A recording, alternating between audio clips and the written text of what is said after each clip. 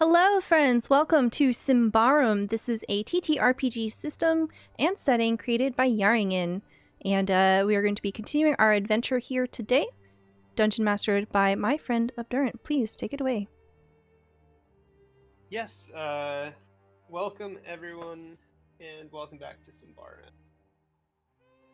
Just last session we had a pretty long session, but it was also fairly exciting in that our party made it out of a precarious situation and made it nearly all the way back to Thistlehold.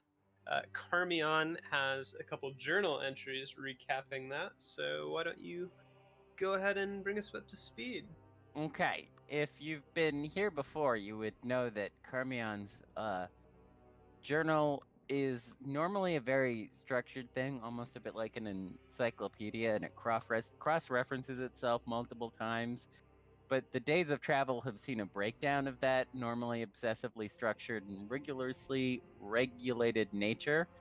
And now there is no clear marker between what happens in what day, and his handwriting decays in clarity. But he seems to be aware of this, as he has titled the section, What I Will Not Remember If I Do Not Write Down. It begins without punctuation throughout the entire thing.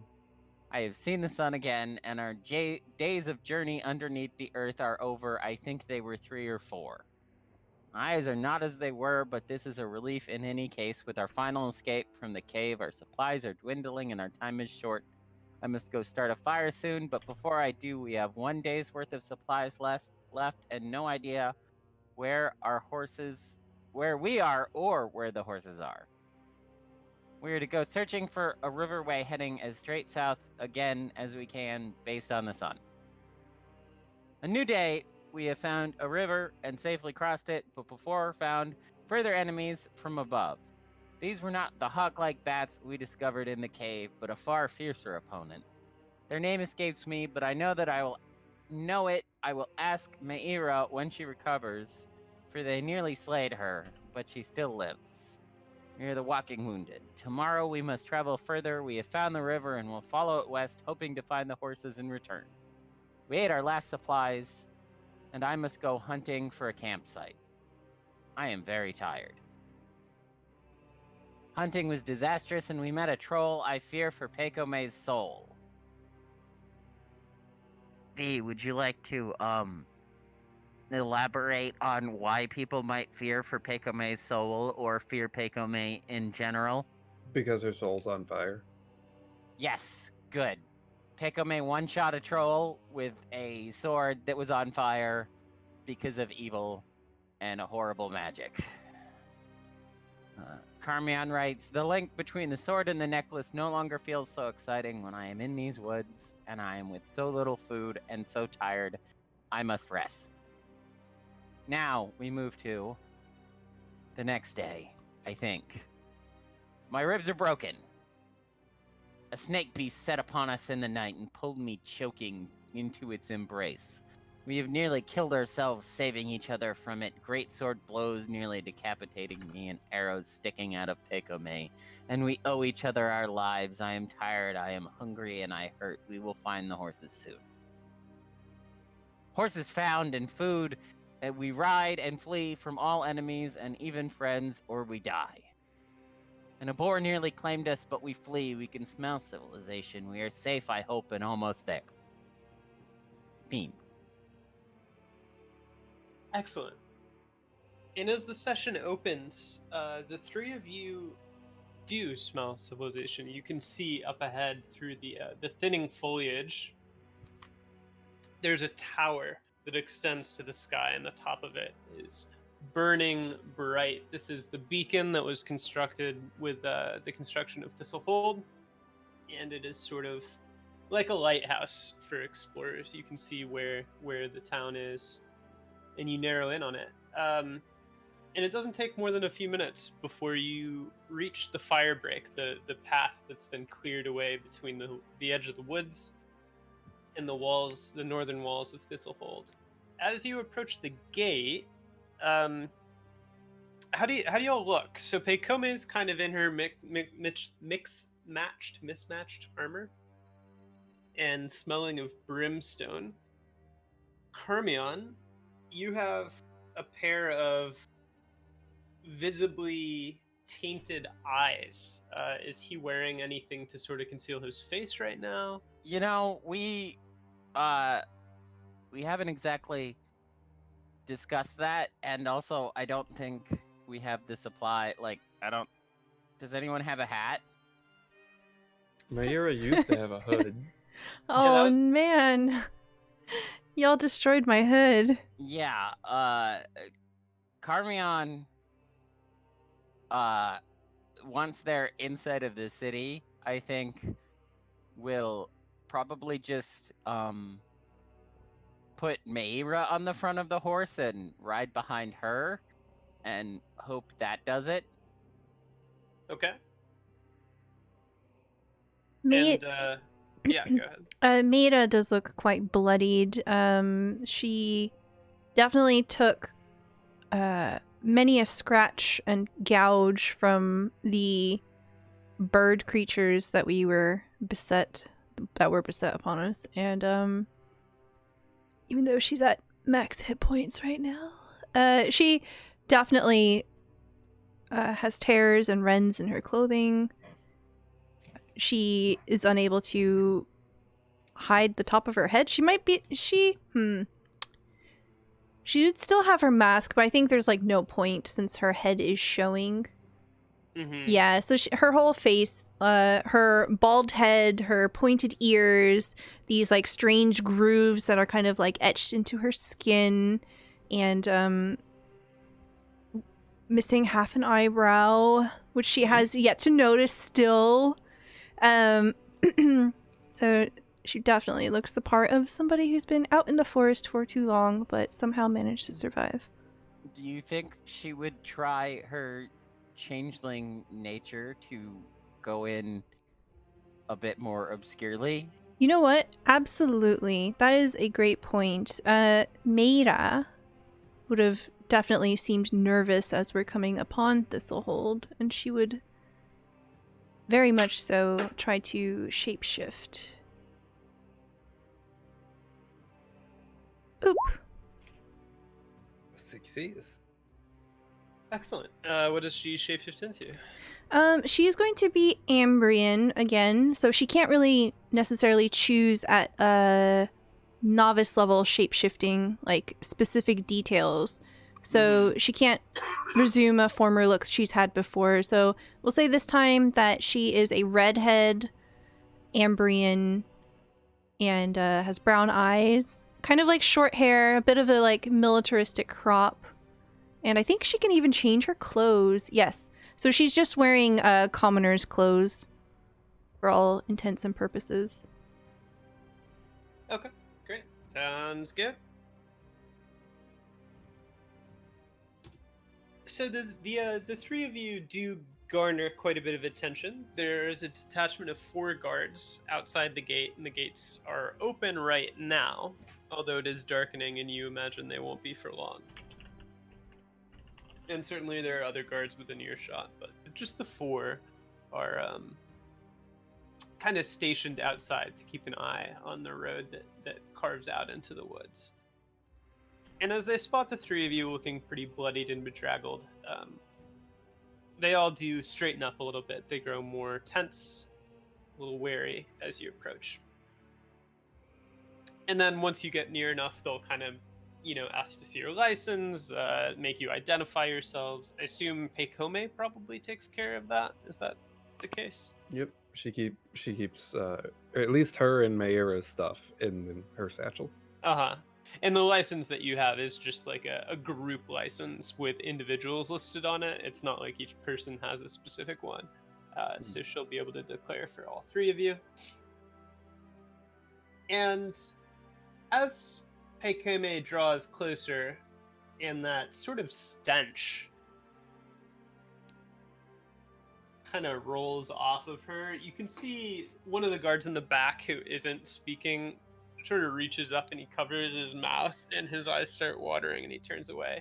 And the others kind of scrutinize the 3 of you, but they don't seem discontent enough with the situation to actually like accost you. Instead, they just say, You know, I see your treasure hunters. Make sure that you do declare your finds with the Queen's legation. It's getting late. And then they'll wave you through the gate, and you can step into Thistlehold and do as you like. We step into Thistlehold. You do. As we No, like. we ride into Thistlehold. Some of us. Our third horse was lost to the Yeah, Aether. no, Karmeon is hiding behind Mayra on the other horse. On her horse, yeah. Mhm.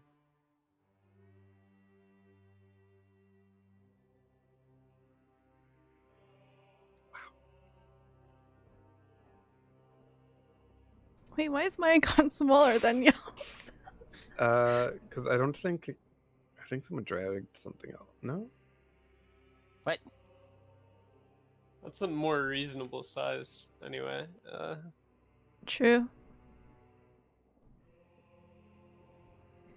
All right. Now that we are in Thistlehold, Meira will turn to Pekome. Pekome. Where are we going first? Well, Karmeon, how late is it, Kevin? It's late afternoon. It looks like you probably have an hour tops before the sky starts getting pretty dark.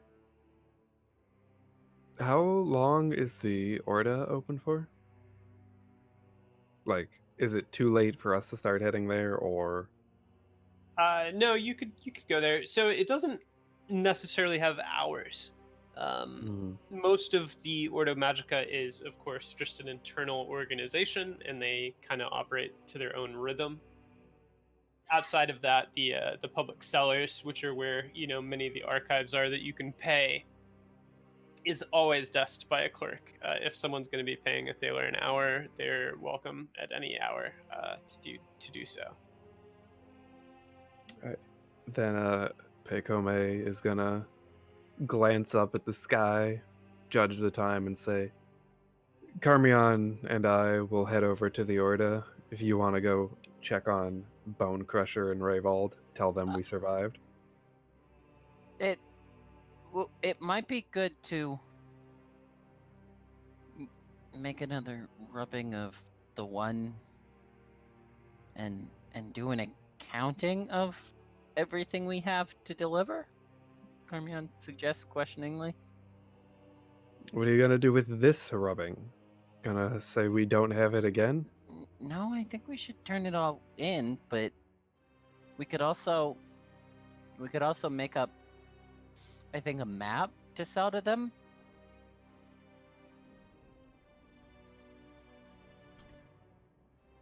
Pekome, you could use with a little perfume or a bath anyway. You stink. She's gonna stare silently at you and sort of like loom over you. Maida looks at you like she doesn't seem to have a challenge in her the way she's saying this and presenting herself. It's very matter-of-factly. Mm-hmm. And you can actually see some worry on her face as well as she's looking back at you. But she doesn't like cower under you. She's just looking at you very flatly. You do not want the Ordo Magica to perhaps... And she just kind of like looks over you and gestures vaguely to your sword.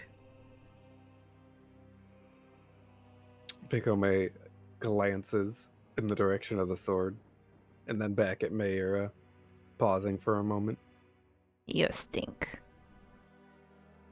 of magic. Very well. Let us go tomorrow.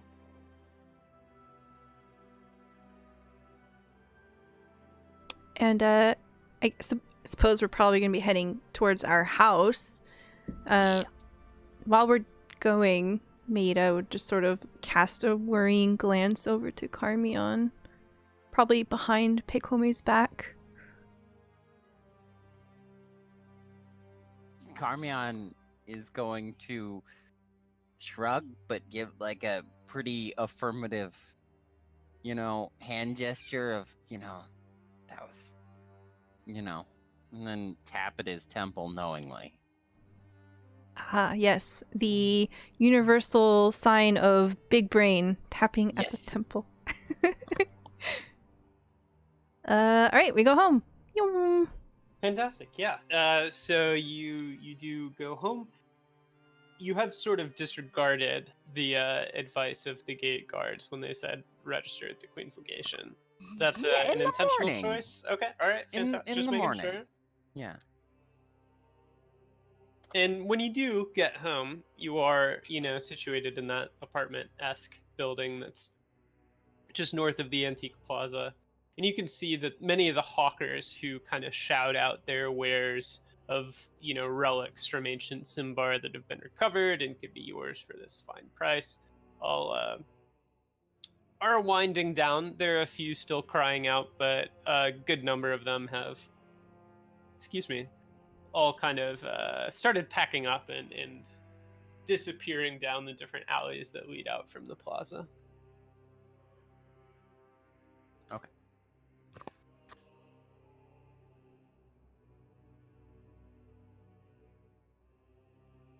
Pecome is gonna unlock the front door and head inside. Alrighty. Maida will take the horses, to the stables. Yeah, Karmeon will go and help the with the unpacking of the horses. Mm-hmm. Yeah, we'll unpack the horses first. Okay.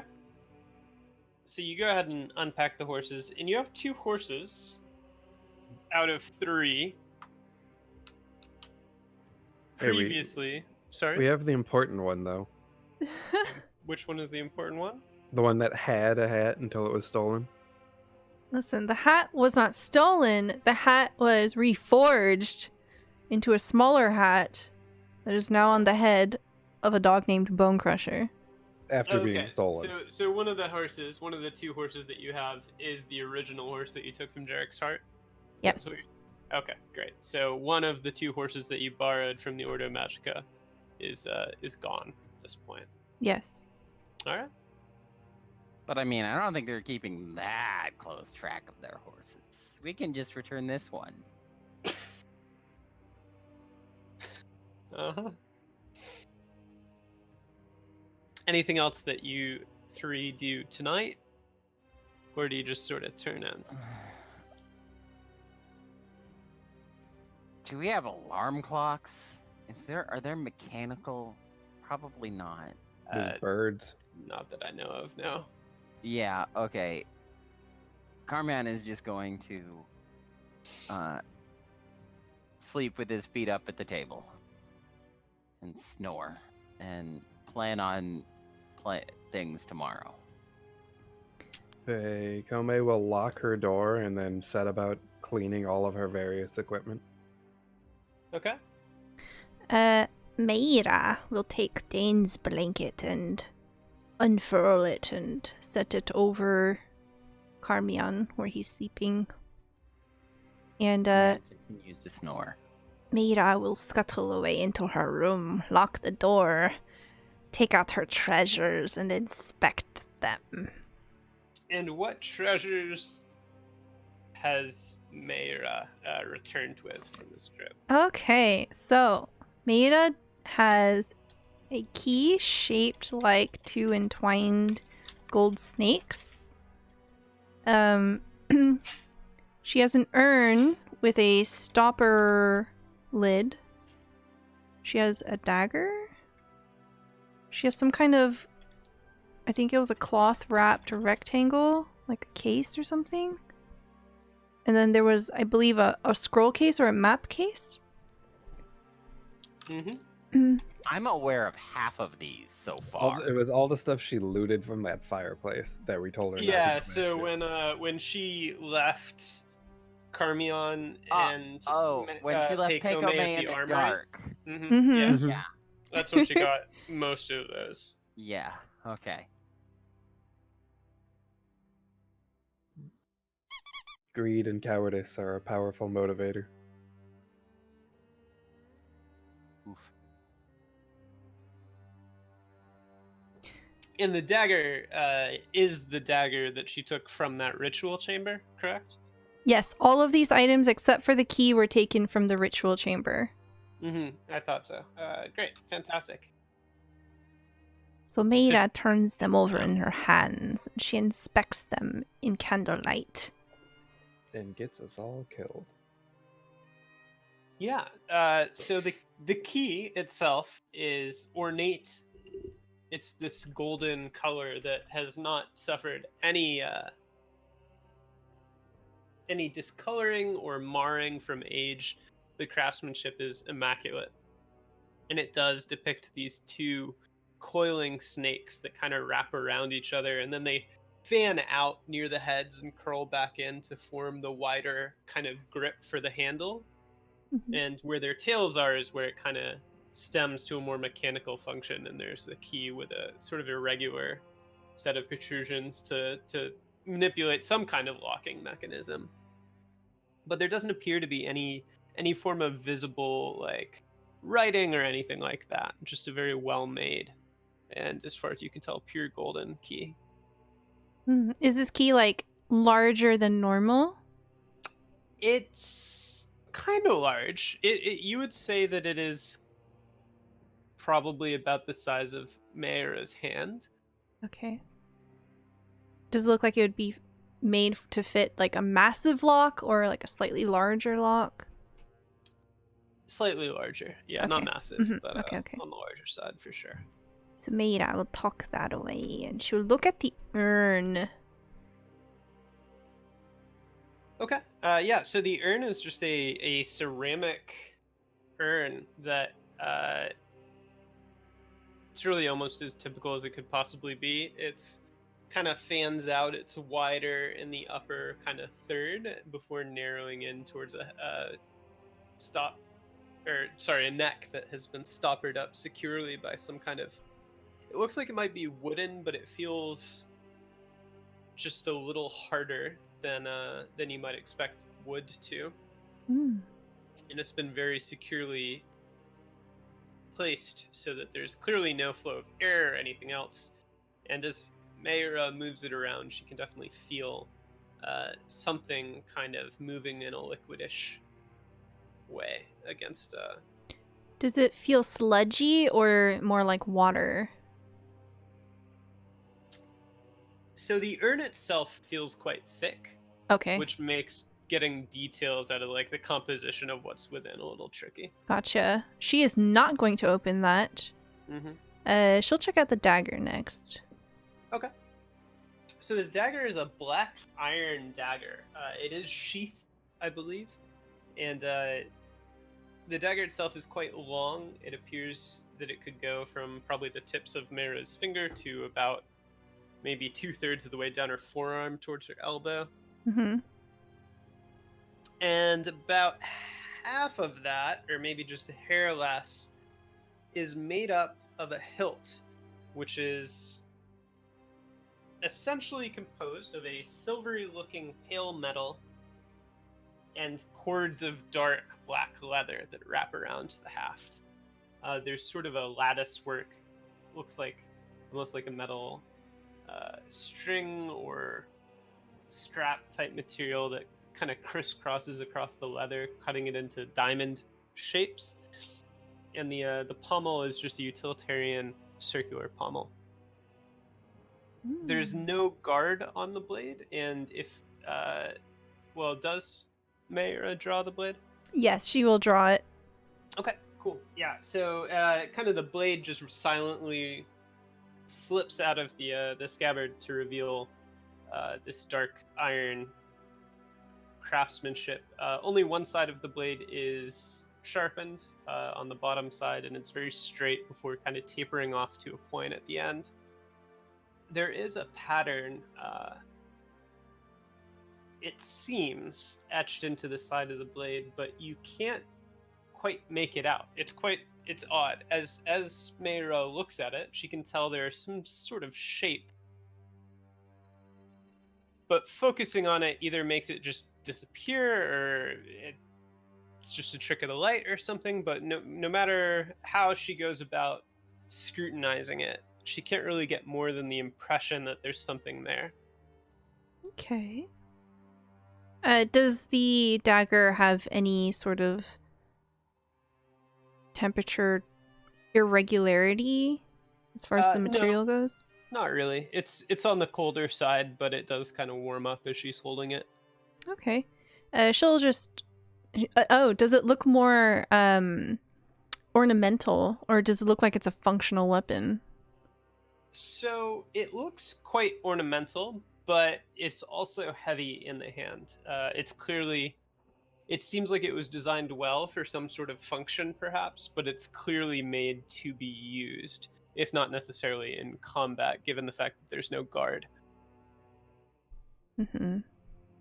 Okay. She'll sheath that away and then check out the cloth-wrapped rectangle, and she'll open that up. Okay, yeah. So the cloth is kind of held in place by leather straps that she will not be able to open up without cutting. But cutting them open, presuming that she does. Yes. Okay. Reveals sort of a pair, or it looks like a pair of stone slabs. They're small, each about the size of maybe like a hardcover book, I want to say. Okay. And they're just like right on top of each other, and you can kind of pull at them, and it will reveal that they're sort of connected in a set of joints down on one end, so it folds open in half. And as you do, you discover it's kind of like a game board. It forms one long rectangular slab, and there are these cylindrical grooves in making little rows all the way across from the left to the right. And the workmanship on the joints is such that it doesn't interrupt them at all, and it leaves the surface flat otherwise. And then on either slot of the tablet, there are very deep red cylindrical stones that are lined up. There are 5 on each side, and that's it. Oh. She will examine the stones curiously, probably hold them up to the candlelight and just kind of weigh them in her hand, and then she'll very carefully put them back and wrap everything back up to the best of her ability. And then she'll check out the map case. Okay, sure. So the map case itself is, made of a very thin, lightweight, and hard material that, as Mara inspects it, appears to be what seems like very thin stone that's been wrapped in sort of like a cloth fiber type thing, although that has mostly decayed by now. So you're essentially holding a long tube of a granite-like stone, and the cap is more or less the same that's in place. If she worked it free, yes, there's sort of this cloud of very, not rank, but extremely like dusty and unpleasant, aged, stale air that kind of fills the room. And if Mara looks within, it looks like there's a bit of dust down at the bottom of the tube, but there is more to be seen. If she kind of empties it out, she'll find that there's a set of 4, I'd say about arm length, but only a half an inch thick each, wooden rods. Oh. That are all identical in length, and they've been stained on each end with sort of this very black dye. But the wood itself is this very pale, sort of beige color, and all the way along each of the lengths of wood, there's a very spindly red script that has been etched into the wood. But it's difficult to tell. Like, you can tell that they are symbols of some sort, but the pattern, even how you read them, much less what they mean, is completely unfathomable for the moment. Okay. By looking at the rods, can she tell if like are perhaps like meant to be used for like making arrows? Can she tell if they're functional for something? Mm-hmm.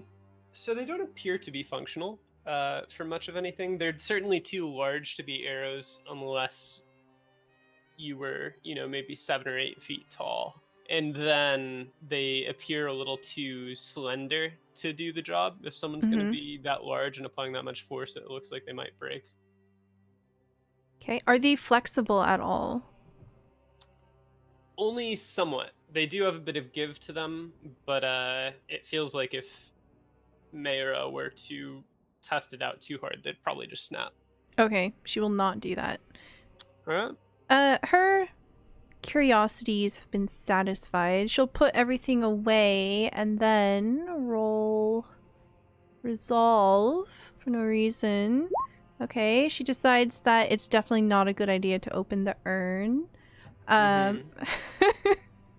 She'll put everything back into her pack and then probably go through what little clothing she has, and she's just gonna replace her outfit so that she does have a hood for her outfit tomorrow. Okay. She'll work on mending some of her armor, doing some weapon maintenance. She will does the sheath for the dagger look just as ornate, or is it more on the simple side? It's on the simple side. Okay, so she's actually going to attach it to her belt. Okay. And then she will go to bed. All right, sounds good. Yeah, so everyone is asleep. The night passes quietly. The morning rolls around. Is anyone getting up particularly early, doing anything special?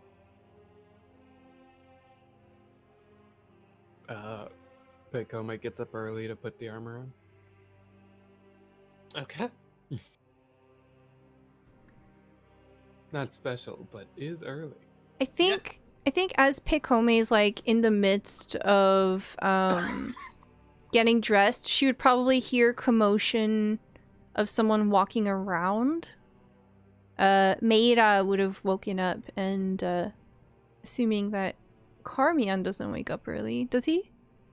So I think that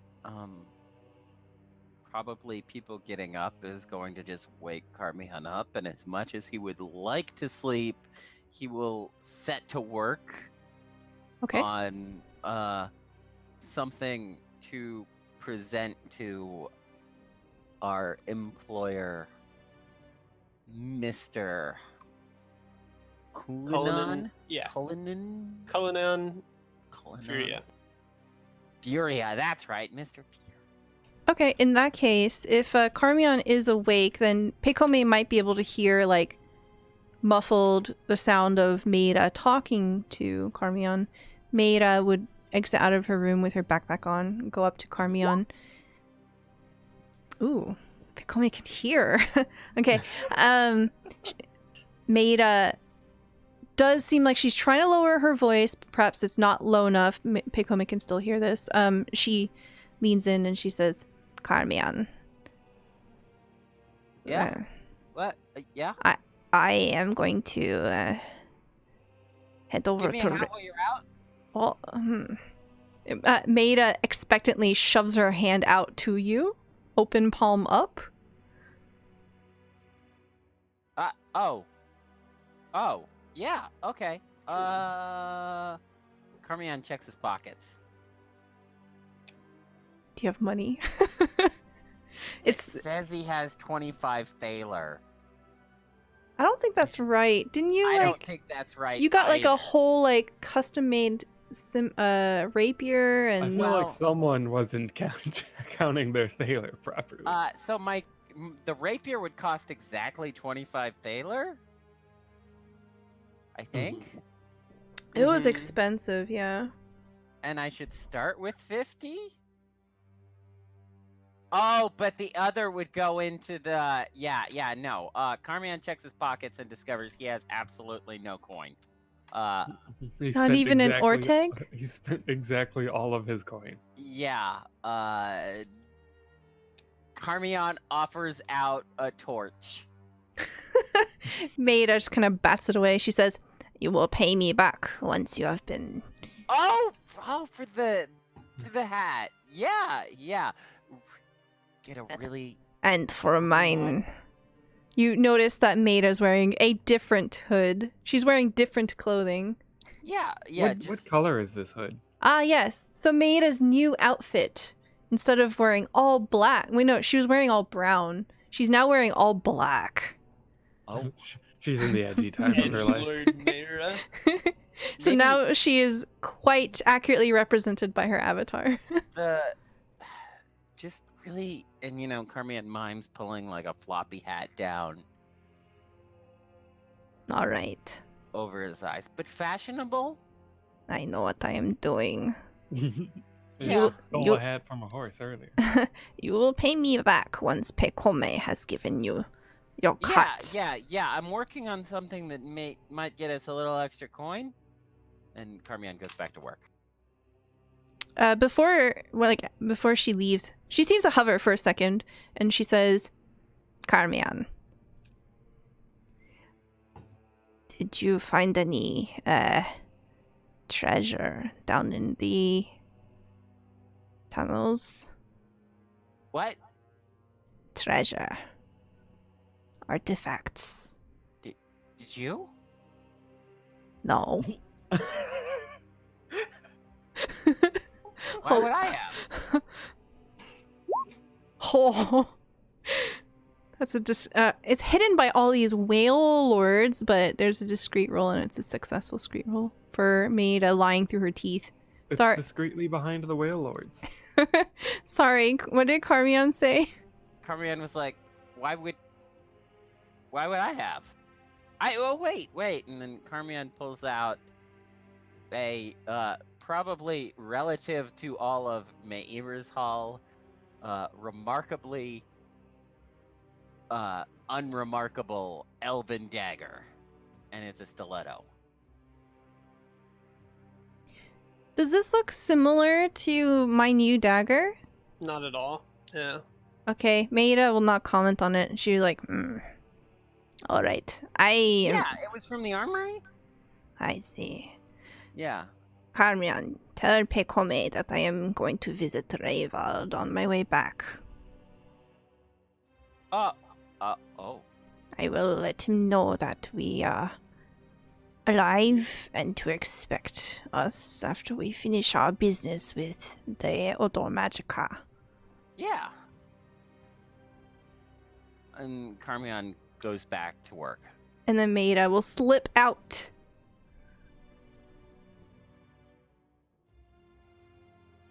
Bye, Meira. Maida does not say bye.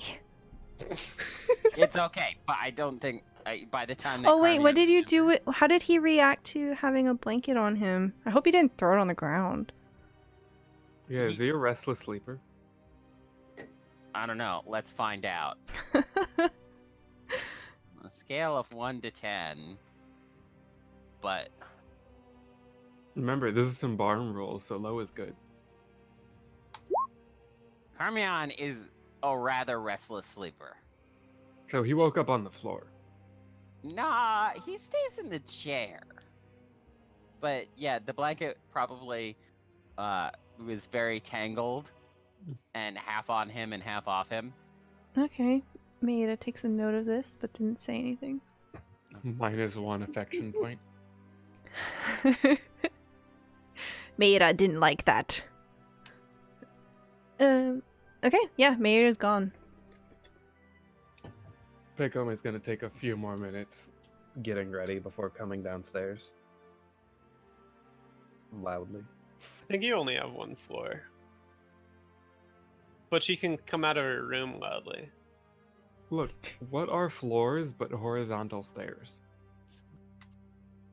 Incline 0. It's above my pay grade. Those questions. So Pekome comes out, clink clank, in her armor. Is she still wearing like the mismatched, some fitting, some not mix of her old armor and the like? Well, you guys have been calling it Elven, but I've the been rune calling armor, it pale. the pale armor. Yes, because that's really all she has. That's all she has, right? Of course. Okay. Her chest plate kind of melted under acid, Yep. and her helmet. Yeah, there was a lot of that acidic blood going on there. Karmeon. Karmeon continues working. I like how Kory's typing stopped. She's gonna walk up to him and put a hand on his shoulder. Ah! Oh, she's out. She? Mira? Yes, she went to see Rayvald and get you a hat, did she not? Yeah. Karmeon goes back to working.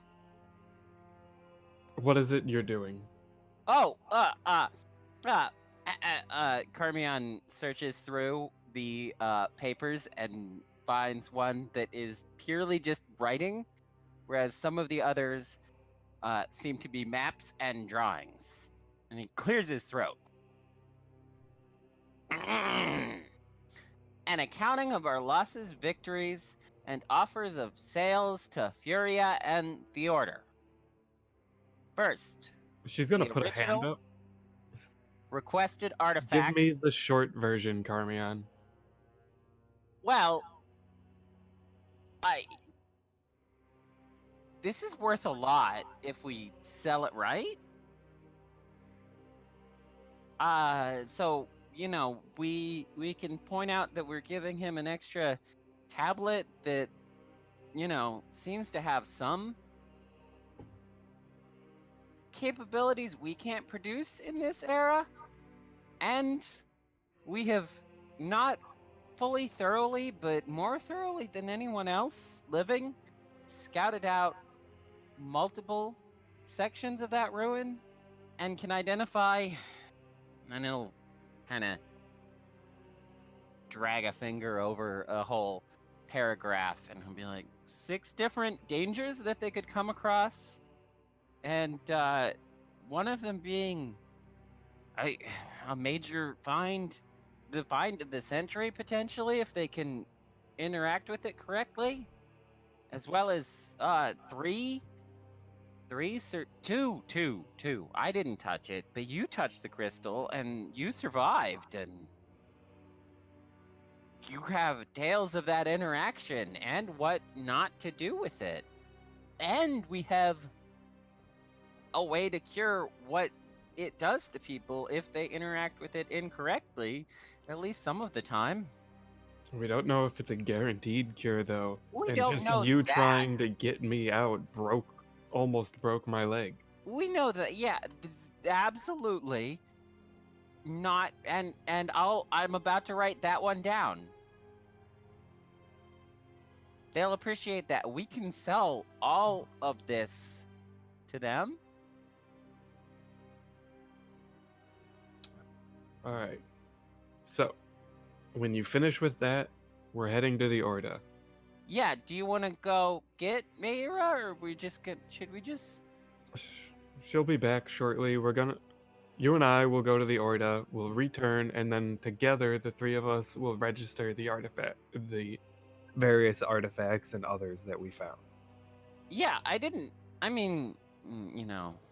kind of pull out that dagger again, and he'll be like, this is all I got. Oh, well, and then he'll pull out the puzzle box, and then he'll be like, there's also the drops, but I need to work more on those before. Well, I guess I could register them? She nods. You could register them for me. I would appreciate that.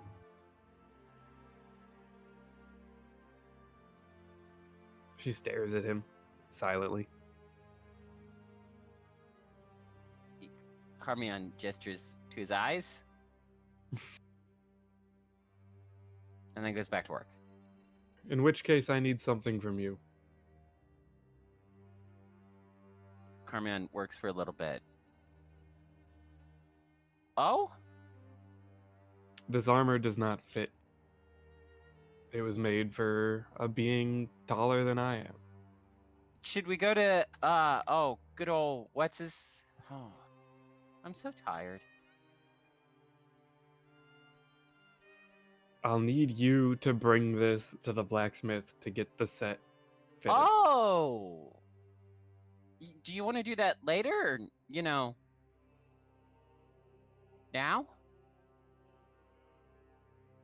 The problem is I won't have anything she just herself. Yeah. You can't go do it because you don't have. Yeah. So do you want to? Should that wait for the meeting with Master Furia, or? I feel like the longer we make Master Furia wait, the worse it's gonna be for us. Yeah. Are we keeping our horse, or are we returning that as one of two?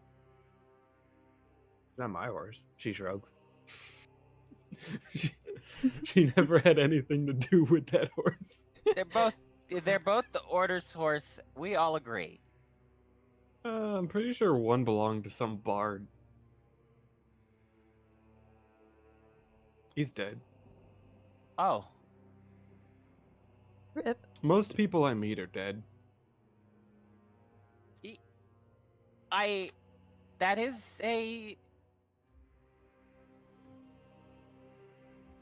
She's I don't know the word, and I'm very tired. Slap you hard on the back and say, "Congratulations on not being one of them." Thanks.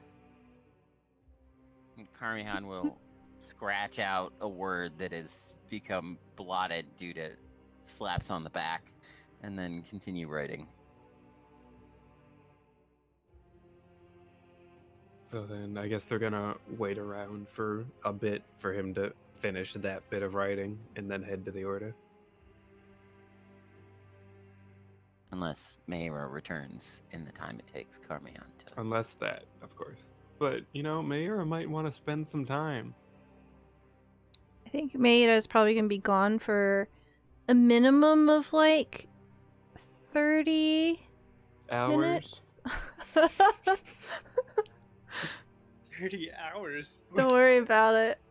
No, she's probably going to be gone for at least an hour, so if they wait that long, she might be back, but... Oh, absolutely.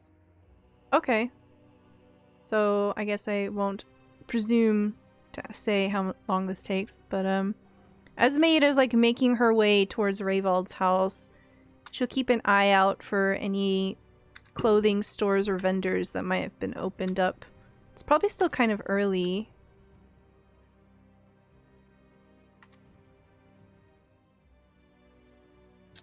Yeah, you guys got up pretty early in the morning, I imagine. Or not, I guess that's up to you. But as the day goes on, things will start, cranking on. Yeah, so her intent is to go quite early before it gets too busy on the streets. Mm-hmm. So we'll just say that perhaps she'll just go straight there. So she'll knock on Rayvald's door. Sure. So there's a muffled, pretty distant sound of movement. And then there's a bang on the door from the inside and barking. And the barking continues for 30 seconds or so, maybe up to a minute. Before there's this heavy padding and sort of this indistinct noise coming from the inside. And then the barking quiets down and the door swings open. And Rayvold stands in the doorway with pretty red-rimmed eyes, and his hair's kind of mussed up. He looks very hungover. He looks down where Bone Crusher is kind of bouncing around, and of course, as soon as the door is open, and Mayra is there, Bone Crusher bolts forward to gleefully reunite with its master. And Rayvold kind of lets out this sort of muffled sound that might be a greeting. Maida will get down on one knee and she will pet and cuddle Bone Crusher and scritch him behind the ear. Who's a good boy? Rayvald, I have business with you. Nerval sort of takes a second to collect himself a little more. And his left hand is sort of holding something that he just tucks away. And he slouches into the door frame and he goes, "Oh, well, it's good to see you didn't get yourselves killed. What business do you have with me?" I have something I want to show you. Is that so? All right. Rayvold will sort of straighten back up and take a step out and wave elaborately in through the doorway, bidding Mayra to enter. Maida will scoop up Bone Crusher, stride on in, close the door behind her, and she'll essentially go over to wherever there's a table or something, and she'll begin to pull some things out of her backpack and put them on the table. She'll take out the map case, the rectangle, the game board, and then the urn. So she will not show him the dagger, and she will not show him the key. Okay. And she kind of like puts a hand on top of the urn, and she says, I found these in the forest. I was wondering if perhaps you have expertise on artifacts. Rayvold will kind of lean in to study the assortment. And he doesn't touch anything, but he does look it over. And after a few seconds, he kind of lets out a little grunt, and he goes, No, not me. I've done plenty of hunting for artifacts and bringing them back, but I left using them and investigating them to the less prudent types, if you understand what I mean. And I can't say that any of these really resemble anything I've found.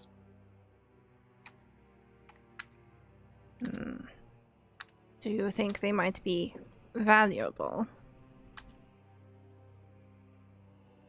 Rayvold leans down a little and squints at the closed tablets, and then kind of shrugs and straightens up, and he goes, well,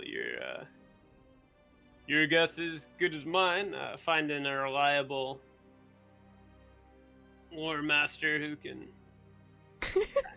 identify just what you're holding on to and won't try to swindle you out of some valuable artifact is the majority of the trouble a treasure hunter running into here in Thistlehold.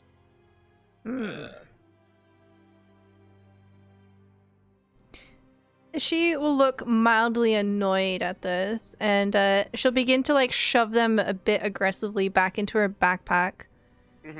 And she'll scoop up Bone Crusher, and she'll say, "Thank you for watching him. Is there anything you would like me to say to Pekome?"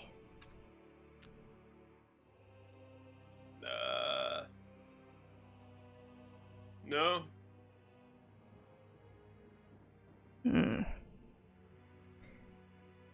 And she says, "I suspect we will be paying a visit later on." All right. Oh, what you can say to Pekome, or, to yourself, or to whoever else is going with you, and he just points at kind of the things that have disappeared into Mayra's pack again, goes, just, cut some of those profits my way when you guys, turn it into Thaler. I need that money back for the license, after all. Yes. Of course, she says with no commitment whatsoever. And she'll begin to leave. Yeah. Ravel kind of lets Mayra see herself to the door, and Bone Crusher's sort of eagerly wiggling about in Mayra's arm, and she heads out. Yes. So Maida will stop at a clothing booth or stall, and she'll keep an eye out for hats. Yes. Hats, yep. Alrighty. Any particular sort of hat you're looking for here? Are there any really ostentatious hats? Really ostentatious hats. Stella, if that's what you want, you should have gone to a haberdashery. Are there any haberdasheries on the way? Haberdashery is on the way. Well, there are a variety of stores, and there are a few different clothing stores that you can stop in at.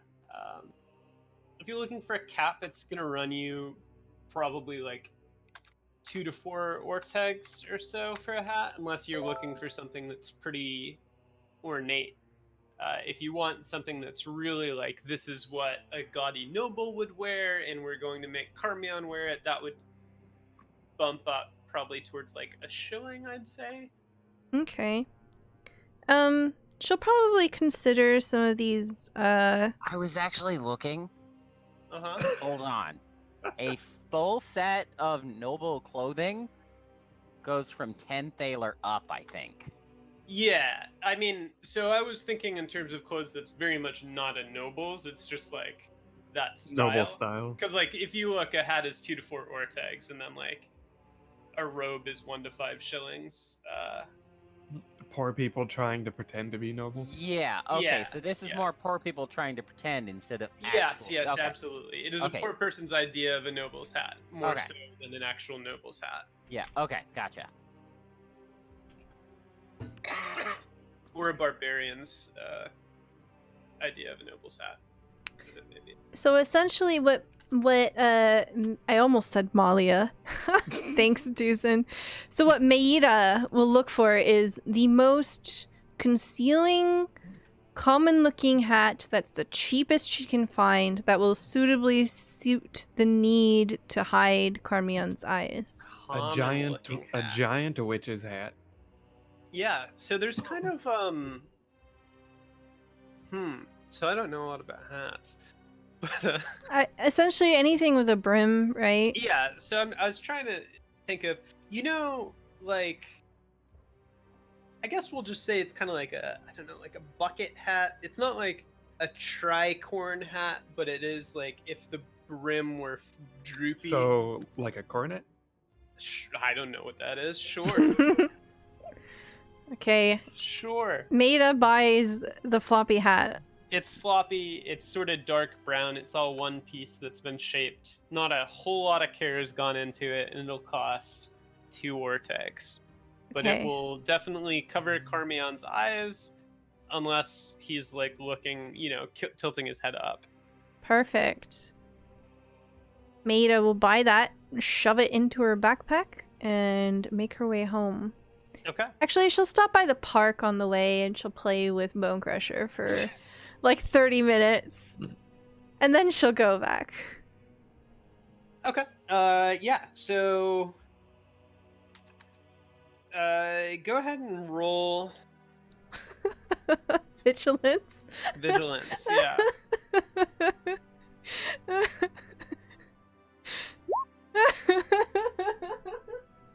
All right, Mayra gets home. Okay, the reason this is funny, chat, is because the last time Maida was walking around by herself, she was being tailed, and she noticed that she was being tailed, but then she forgot about it. And then, Because of puppies. which is also relevant to this now. Yeah, Maida returns home with a puppy and a hat. And Not also only abandoned. Mayra notice that she was being followed and then forgot about it? She forgot about it, and then the party failed every other roll to do with noticing that they were being tailed for like 3.5 sessions, Yeah. and only encountered the group that was tailing them when they were absolutely forced to. Yeah, we were essentially ambushed. We were Yeah. literally ambushed. Yeah, And that- also Essentially. failed 3 times in a row each, every single chance we had to not individually be ambushed and captured. yeah. So Don't forget that. I think maybe Maida forgot, or Maida did not notice something important there. Maida lets Bone Crusher free through the home, throws the hat at Karmeon, and says, "This was a shilling." Mayra, come here. We have to work on a map. Maida sounds very convincing that it was a shilling. Is she upcharging him? Yes, it costs her 2 Orteg. Karmeon does not seem to notice anything other than a general. So he's going to start with the tower, right? Okay. And then he's gonna. We need to draw in the rivers and the cave first. The cave we got out from. Mm. So this is the tower, and help me here. Mm. Mm-hmm. Mm. No. This is wrong. Not. I'm not good with. I mean, I Yeah. haven't even gotten to this. She snatches the utensil out of your hand. Okay. No. Damn. She'll try to the best of her ability, recall things and represent them on the map. Okay. So you're constructing a map from nothing right now, or are you altering an existing map that you own? I don't think we have any existing maps. Okay. We Yeah. do. I thought we had Do we? one map. Do we? We made a big point of acquiring a map like on the first session, I thought. Absolutely, Karmeon would adjust in his existing map, if at Okay. all possible. Uh-huh. He has co-opted any maps that were sitting around. By sitting around, you mean in Pekome's satchel. What was it sitting around? No. Okay. At this point, I assume Mayor looks at it and says, "This won't do. Where's that map?" Yes. Maida just kind of draws a giant X in whatever you were drawing. And then she goes to find Pekome and ask for the map. Pekome's in the room with you. Oh, Pekome, give me the map, please. Pekome has been watching Karmeon struggle on blank parchment for an hour. I don't know if I want to hand this to him. No, she's going to do it. I'm not good. I've got everything else. She's gonna look at Mayra. We will need to add. How is your calligraphy? She's gonna say it like a really snobbish. I'm just gonna point out that you do have a character in your party who has a privileged upbringing and is training in being a lore master. Maida just kind of... Oh, Maida bristles. She looks mad. She says, "I cannot write, but I can draw a map." Yeah, I'll do the writing and just a little addition for the city underneath.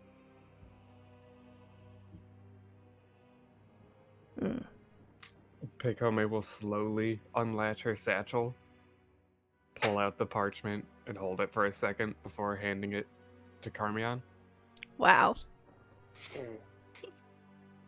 Karmeon hands it to Mayra.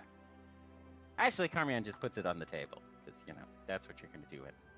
Maida attacks the map with utensil, drawing like a path that they took. That's a good. Yeah. Oh. We could add that one campsite too that we sheltered at. Yes. So Maida will recall upon like landmarks and her general knowledge of where we've been through to sort of retrace their steps and indicate that on the map. Pekome will talk about the various things they killed at certain locations. Oh, definitely mark down. No, that's great, because the we should maybe sketch out like an area, and we should get our own map and sketch out an area of like the two, just this is cultist, and he draws on it with his finger. This area is cultist territory somewhat with and then he starts going through his notes.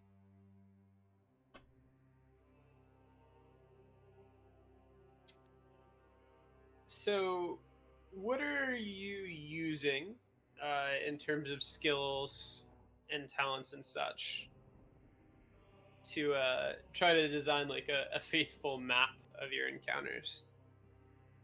I feel like vigilant is the travel skill, but it also feels weird to be putting it here. Well, if vigilant would be like Mayora's of, the forests, like the various landmarks, whereas cunning would be like actual distances, getting a cohesive point to it.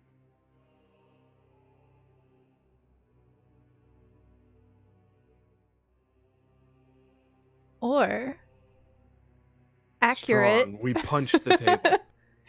Accurate. She's gonna throw the map. Essentially, what I was thinking was Maida just kind of pulls off of her gut intuition, because she is definitely not a learned person. Everything she does is literally just intuition. Mm-hmm.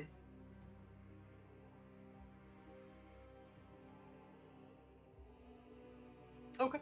Yeah. Well, go ahead and you can just roll for it, and given that everyone is helping out. Sorry.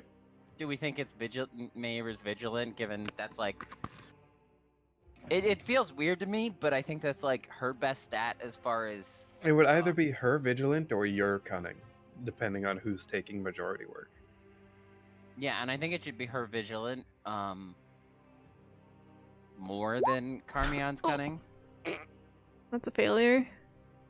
I don't know why you so trusted him to a vigilant roll. A modifier like in favor, but it would not have. Nah. It wouldn't have been a +4? It was gonna be a +3 actually. But... Wow. Wait, did Bone Crusher help? No. Bone Crusher's probably why she screwed up. Yeah. She was just looking over. Oh, who's a good Bone Crusher? As she's drawing and just scribbles on the map. So yeah, the three of you put your heads together, and you sort of work for some time to list, hey, this was here, and this was there, and there's a landmark here, and this is where we saw that stag that was being sacrificed by those cultists who said that goddess's name or something. And Sereth! Yeah. Mm-hmm. Is what Karmeon probably yells in the middle of victoriously something that part of the conversation unrelated to this. Whereas as he finally finds it in his notes. Followed by Pekome telling him not to shout indoors. Oh.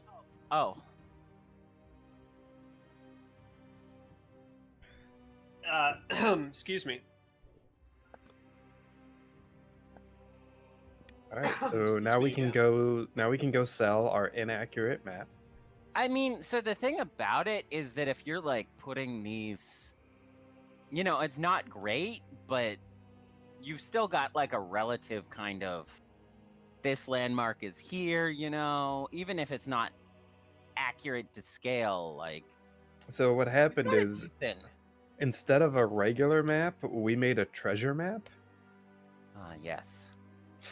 You have to find each previous landmark and navigate to the next. Yeah, jeez. X marks the spot. The map on the background was actually not used at all. You've just drawn your own thing over it with no relation. Karmeon will definitely add like an underneath like guide to like what they went through from the cave to the underground city as well. Yeah. And like particularly the crystal that Yep. sits in the middle. But yeah, that will be Karmeon's contribution to any drawing on the map. That sounds good. And you guys do get what you feel is a faithful representation. Reality may disagree just somewhat, but it looks all right. It's not as detailed as, a cartographer might like it to be, but it's certainly the best existing map of Let what me you've ask gone you through, a question. by merit of being the only one. Yes. Is the underground river... You don't actually have to answer this. But Karmeon, starts... Just on the margin of the map, he'll write and he'll, draw to a river that isn't the river, but it'll be underground river ties into lake, ? That's Okay. Karmeon's question of the universe. Gotcha. No one His has question, to answer. when he says the river, does he mean the actual river in the forest? Is he Yes, asking the if actual, that feeds he's into got the lake this that you encounter? understanding. Yeah. Gotcha. The underground lake and the forest are connected, and, then he's like, he just stares and frowns. Gotcha. It's a good question. It is. So once you have this map pieced together between three of you, what do you set off to do? Before we leave, Mm-hmm. Maida will conveniently excuse herself to her room, Mm-hmm. stash away a few things, and then come back out and be like, Karmeon, I forgot about these. And then she'll put the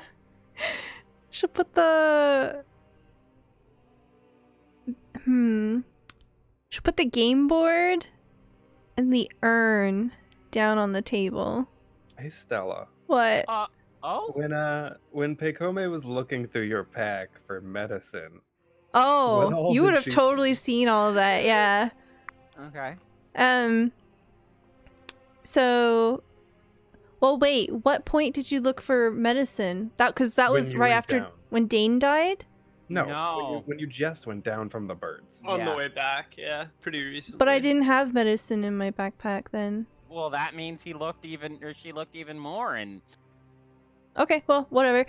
So she puts down the map case. No, the rectangle, game board, and the urn. Look at these. yeah, I'll need to get some books, and maybe take a an after. That's my afternoon plans. We look at them before we take them to the Automagica. Do you want to try selling them? I don't know. And she'll look over at Pekome, and she frowns. Making enemies of the Orda would not be smart. Mm. She looks at Karmeon before finishing. We did tell them we had 2 of the tablets. Well, yeah. Yeah? So those are definitely going to the Orda. Yeah, unless we want yeah. to be in their black book. Yeah, no, everything Karmeon passes over a paper listing off everything that is on offer to Master Furion. And then she's going to look over at Mayura. Is this everything you wish to register? With a hint of she knows there's more. Yeah, Maida looks thoughtful. She kind of stares at the ceiling a little bit. I don't know.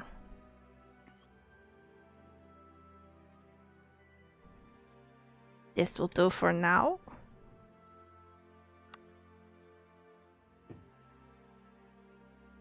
Silence. Let's hope you didn't forget anything then.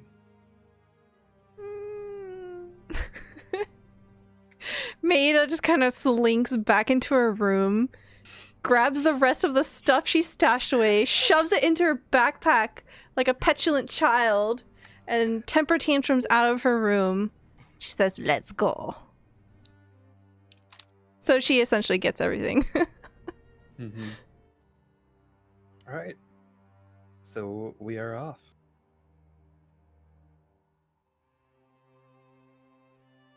Okay. So are all three of you going, or is Karmeon sticking behind to research anything, or what? I believe all three of us are going. Yeah, I think Okay. Karmeon will go. Okay, great. So you head on out and cross the plaza and start heading southwest towards where Night Pitch Manor is, which happens to be where the Order of Magic. Oh no, sorry, you're not going. You aren't going there, are you? You're going to the Order of Magica. We're off to see the Orda. What's everyone's, general physical state at? Hurt. Yeah, that's what I figured. Lots of bandages, I guess. Yeah. So as you start heading across the plaza to where Pekame is, it appears that a cart has been overturned on Winter Street, just about halfway down. And there's a brewing argument between, it looks like, a pair of the city guards who are dealing with a man accompanied by a very large ogre that is trying to stack a number of spilled crates that have just kind of spread across the street and smashed open, and there's corn and there's fabric and there's all kinds of things just spilled everywhere. It's gathered. Are there in the cabbages? crowd. There are no cabbages. So to continue on, you have to divert into a side alley or retrace your steps. Either way, go somewhere else. I mean, we could always just help the guy.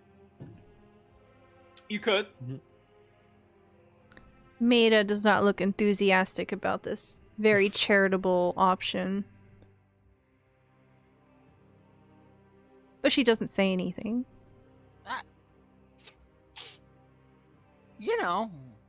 We it's gonna take us as much time to go around.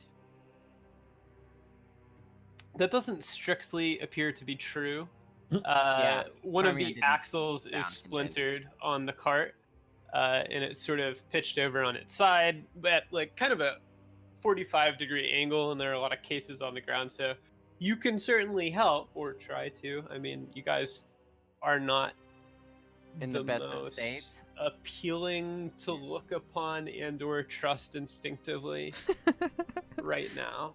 But you can certainly try. And you would guess if you were to help, it would probably take a couple hours to get everything sorted out.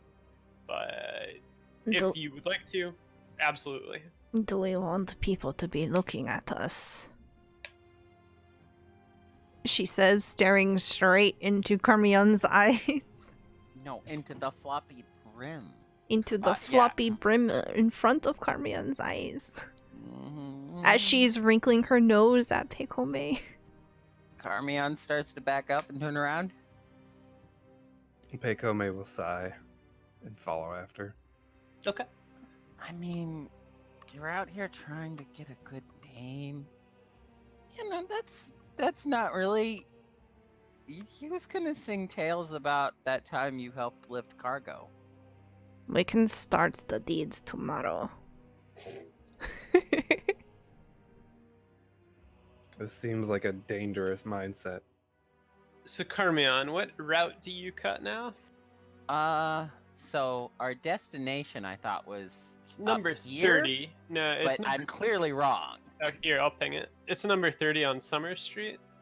Yeah, okay.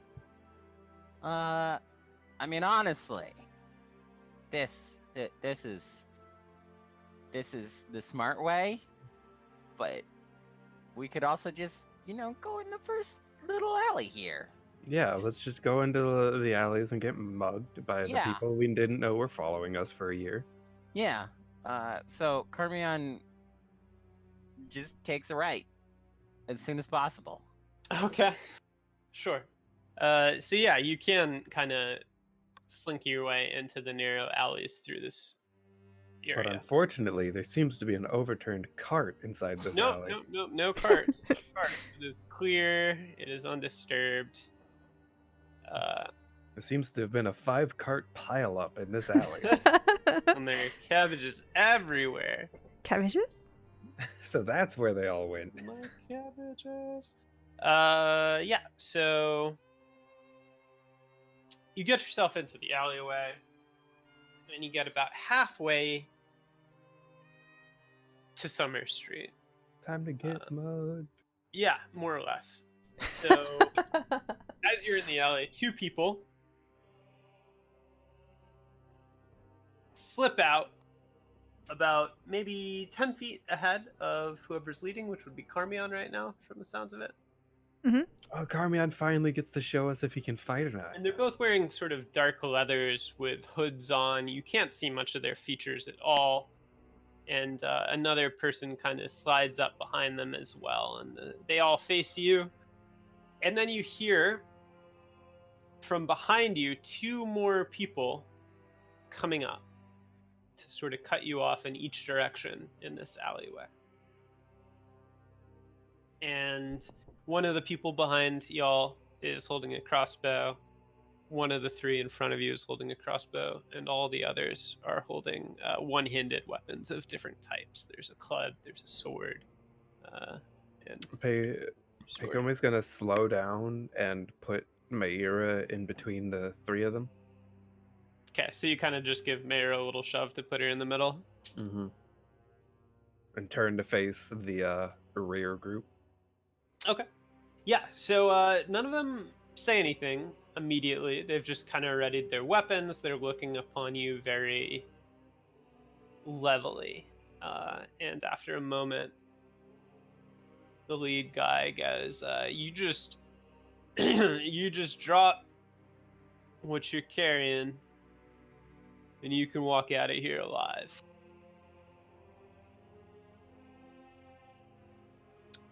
Peikome's gonna stand tall, unflinching in the face of them. And, I might do that, but I don't think she will. She's gonna say to them, if a troll didn't stop us, you're not going to stop us. That does elicit something of a worried look in the face of the brigand that Peikome is facing. But they kind of seem to shrug it off. Anyone can claim to have fought a troll, right? Mm-hmm. And then they'll attack. So, just pull this up real fast. We lose more and more brigands this way. We lose brigands? Yes, Yeah, they die to They Peikome. die. Oh, I see. Yeah. So what you're gonna tell me is that they all have a quick of 12 and under. Yeah. No, that is the case. Probably. That'd be nice. I would like to go second for once. Gotta be quick. I am quick. I'm very fucking quick. You gotta be quicker. I'm not the Says- I'm not the half elven dancer over there named Karmeon. Pretty sure you were the 2 half-elven people. Hey, that's more racist. likely.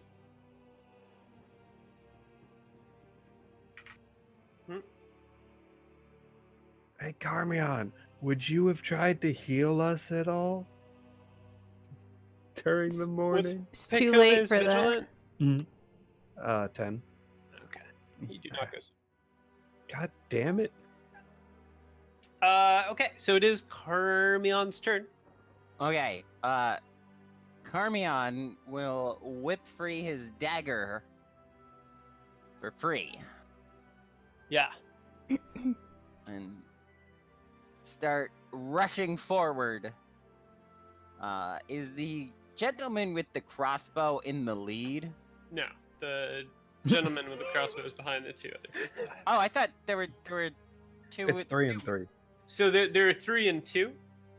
There are 3 people in front facing Karmeon, 2 people with weapons, and then 1 person with a crossbow. And the Okay. crossbow is that 3rd person who slunk up behind them.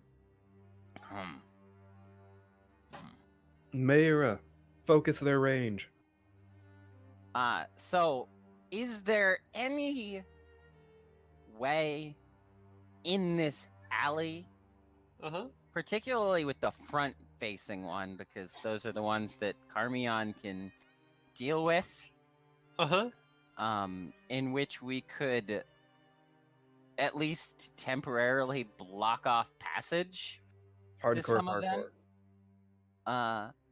Like knock something down that gives us, a little time to focus on one half. He's asking if there's any carts he can flip. I'm So asking. these are pretty sparse. There any crates that Maida can climb?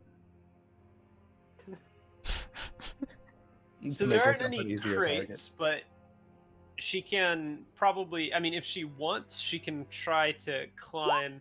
There won't be anything like,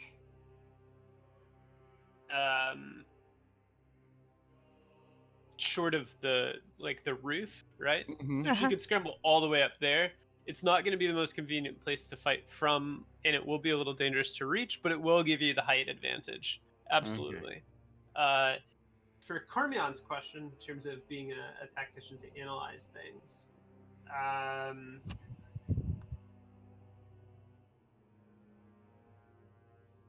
it's tricky. Like, this place has clearly been picked to ambush you guys. So they did not, say, let's pick a spot that's going to run the risk of cutting us off. That said, it is narrow. No more than 2 people can stand abreast at any given time. Okay. And you could, in theory, commit hard to one side and try to handle those people before the other side got in on you. But as far as that approach, there isn't really it's not really wide enough for people to store crates out there. Yeah. If we hit the 2 in the back, they came around a corner, right? Could we then duck around the corner? Okay. If you were able to kill them, you could definitely get around the corner. I think that that's going to be Karmeon's suggestion of what to do, is double back and deal with the 2 there. Can he get past? I mean, because it's 2 abreast, he could get past everybody else. Yeah, presumably. I think Karmeon will whip free his rapier and just charge the 2 in the back. Okay. And this way? Yeah, so of the 2 in the back, you can reach them in a move. Yeah. One of them is holding the crossbow, as I mentioned, and the other is drawing out a second weapon. He basically has a sword, and he is pulling loose a one-handed axe. Okay. And he's wearing... They're both wearing pretty much the same kind of armor. It's crow armor, so it's basically leather armor studded with all these bits of metal to reinforce it. Do you attack either of them? So I don't think I can with the drawing of a rapier. And is that... Okay. Sure. I can get the dagger out for free. Oh, so but you drew the rapier as well. Okay, cool. Yeah. So you just kind of move up to them. I mean, it gives me 1 extra defense, but at the same time, maybe getting an extra attack out is probably better. So I think actually, Karmeon will just really try and close, and he'll get out. He'll even get out the rapier. Okay.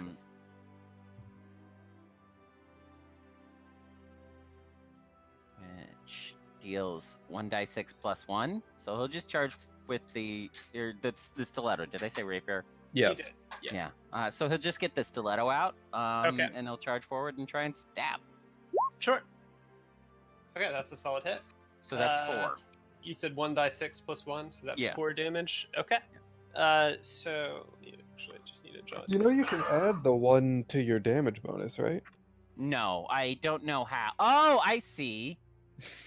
That Yeah. one column that says damage on it. Yeah, you're right.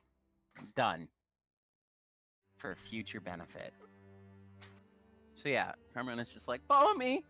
And charges the two in the back. It is And currently probably left Mayra in the open. sure, but she's got to disengage. Oh, it was nice knowing you, Mayra. Goodbye, everyone. Okay. Which one did he attack? I'd say the one with the two weapons out instead of the one with the crossbow. Okay. So that was 4 points of damage. He does manage to punch into the armor a little bit, draws blood near the shoulder, although it doesn't seem to be, Most too devastating. Yeah, pretty much. And then it is that fellow's turn. Pact. So he will pretty much make an immediate rejoinder. Congratulations, you found the leader. Okay. So does he make 2 attacks? He will make 2 attacks. Yes. Just checking up on. Does he have Twi'tak? Does he have what? Does he have Twi'tak. Twi'tak? Yeah. You know, Yes. Kory's ability. Twin attack, Yes, twin attack. also known as Twi attack. Twi attack. My goodness. So this fellow lashes out, and it looks like, oh wow, he's really bad at hitting things. There's no way he's hitting Kory. Go ahead and roll to defend with an advantage of 5, I don't know. Kory could still get hit. and do it again. Okay, confirm. All right, you get a free attack on him. That was a close confirm. Ooh, That's how. that's your highest. Oh, it's a die 6, right? Yeah. +1, yep. Yeah. Remember, we just updated. Yeah. So did you edit it? Yeah. He between did. those two? Okay, gotcha, cool. All right, yeah, 7 damage. Wow, good. That is reduced. That, yeah. So this guy lunges out and he tries to lash with a sword, and Karmeon, sort of effortlessly evades it. And the leader kind of continues his swing and brings the axe around and just completely misses. It leaves him exposed. Karmeon's able to just stab back in with the stiletto again, and this is a far deeper wound. It cuts a deep gash through the side of his armor, and he's bleeding somewhat profusely from it. It doesn't trigger his pain threshold. He doesn't fall down or anything like that, but it is a substantial hit, and it is Peikome's turn. I'm gonna delay my turn till after Mayra. Oh, thank Okay. God. And it's Mayra's turn. Mayra will draw her bow, which uses her move. Okay. And she will shoot at the one with the crossbow. Which one with the crossbow? Thought Yeah, there's so only there's one beside the leader, up ahead, Huh? if you're where Karmeon is, and then there's one behind you with the other 2. Okay, I will shoot the one next to the leader. Okay. So you are going to be rolling with a modifier of +4 to hit. Okay. I'm going to be using my master level marksman here, which penetrates armor. Okay. It's a good thing you did that. So that's 1 damage. Hey, it's Yeah. guaranteed damage though. You Yeah. penetrated Yeah. the armor. Okay. Yeah. So you do deal a point of damage to the crossbow holding fellow. So when Maida draws her bow and she notches an arrow and pulls it back, there's this sort of renewed confidence in the way she does it. She pulls it back expertly, with great strength. You can see her muscles rippling And she looks badass as she's doing it. Amazonian almost. It just kind of cuts through the air. And a lesser person, this arrow would have just dinked right off. But instead it does a boop. That's her turn. Okay. Yeah, excellent. Now it's my turn. Yeah, so what does Pekome get up to? Alright, so Mayor is not moving. She did not move, Pekome correct. is gonna attempt to draw her stuff super fast, Okay. and she's gonna fail. Uh-huh. So she will draw her shield and her normal sword and step towards the other three. Okay. So Meira is staying still. Pekome wades backwards towards the three to the flank, leaving Meira undisturbed in the middle. Yes. And it's the brigands' turn. So we will have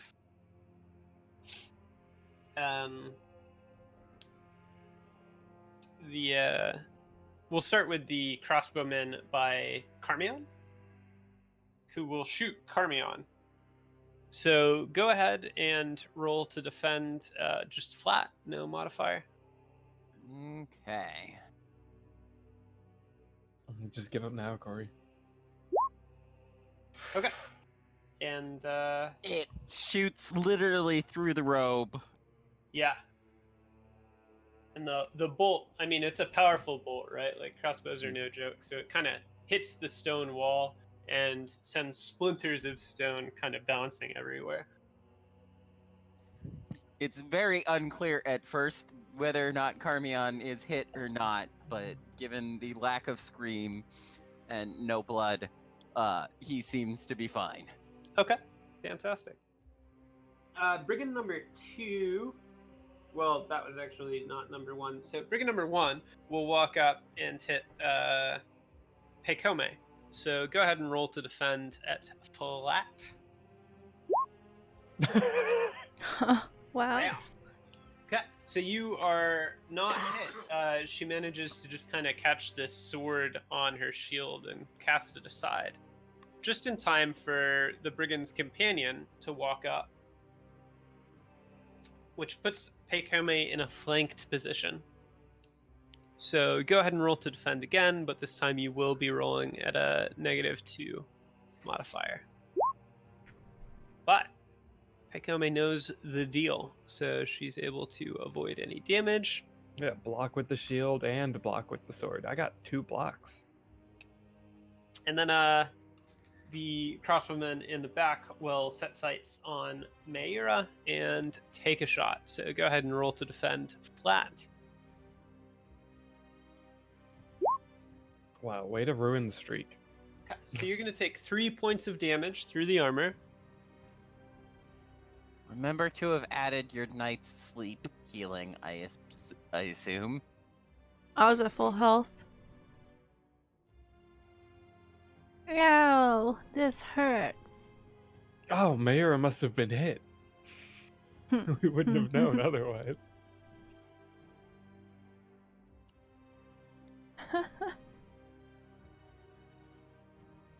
And then we're back at the top of the order? Yes, it is back to the top of the turn, which makes it Karmeon's action. Karmeon will whip out his rapier and strike. Actually, first he'll whip out his rapier and he'll angle the stiletto and the rapier together as he assumes a proper stance for the first time, and they make a little V, almost touching. Okay. And then he'll step forward with one foot and strike. Who's he Please don't striking? use me for The offensive. leader. Okay, hold on just a sec. Okay. Does he get to shove someone in the way? He doesn't. So he's going to use the Adept to Dominate ability, or try to, which is a free action, allows him to make a successful roll. So go ahead and roll your Resolute versus his Persuasive. So your Resolute is going to be modified by -5. I believe in you. So you can hit him. You are Yes. unperturbed. Karmeon is a bit intimidated, though, like his stance falters, but then he's like, got this, I can do this. I figured it out. I read the whole book twice.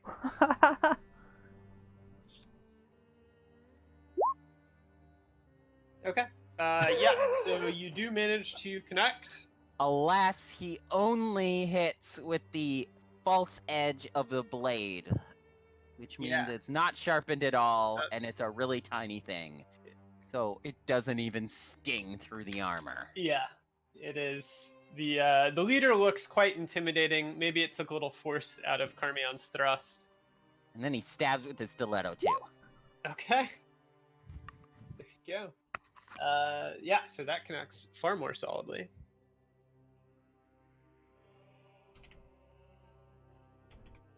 Okay, and that's a solid hit. Then it is the leader's turn, who is quite unhappy and tries to repay the favor to Karmeon.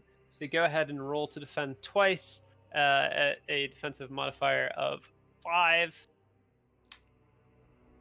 All right, now I have out my dagger and rapier, which means I have extra defense.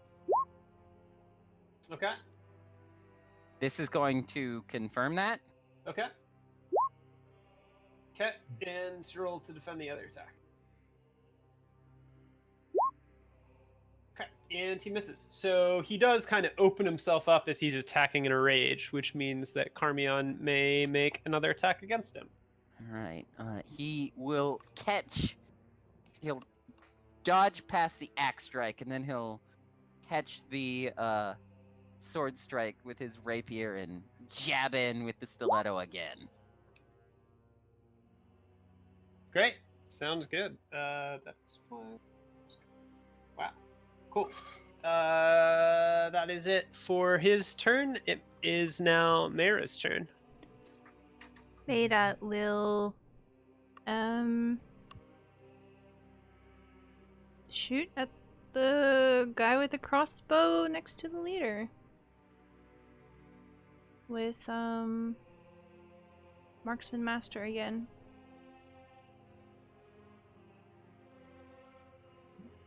Which was modifier of +4, you said, I think?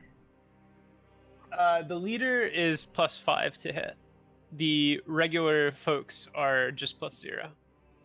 It's a new flat modifier to hit them. You know what? Maida is going to... Oh no, I'm sorry. I flipped that. Yes, hitting a normal foe is +4. You were Okay. completely- Okay, in that case, yes. She'll shoot the one with the crossbow again, the same one. Yep. So that's 8 Good damage, armor piercing. Armor piercing? Okay. Okay. And that does hit his pain threshold. So he's going to sort of let out an aggravated sort of raspy scream as an arrow just punches solidly into him.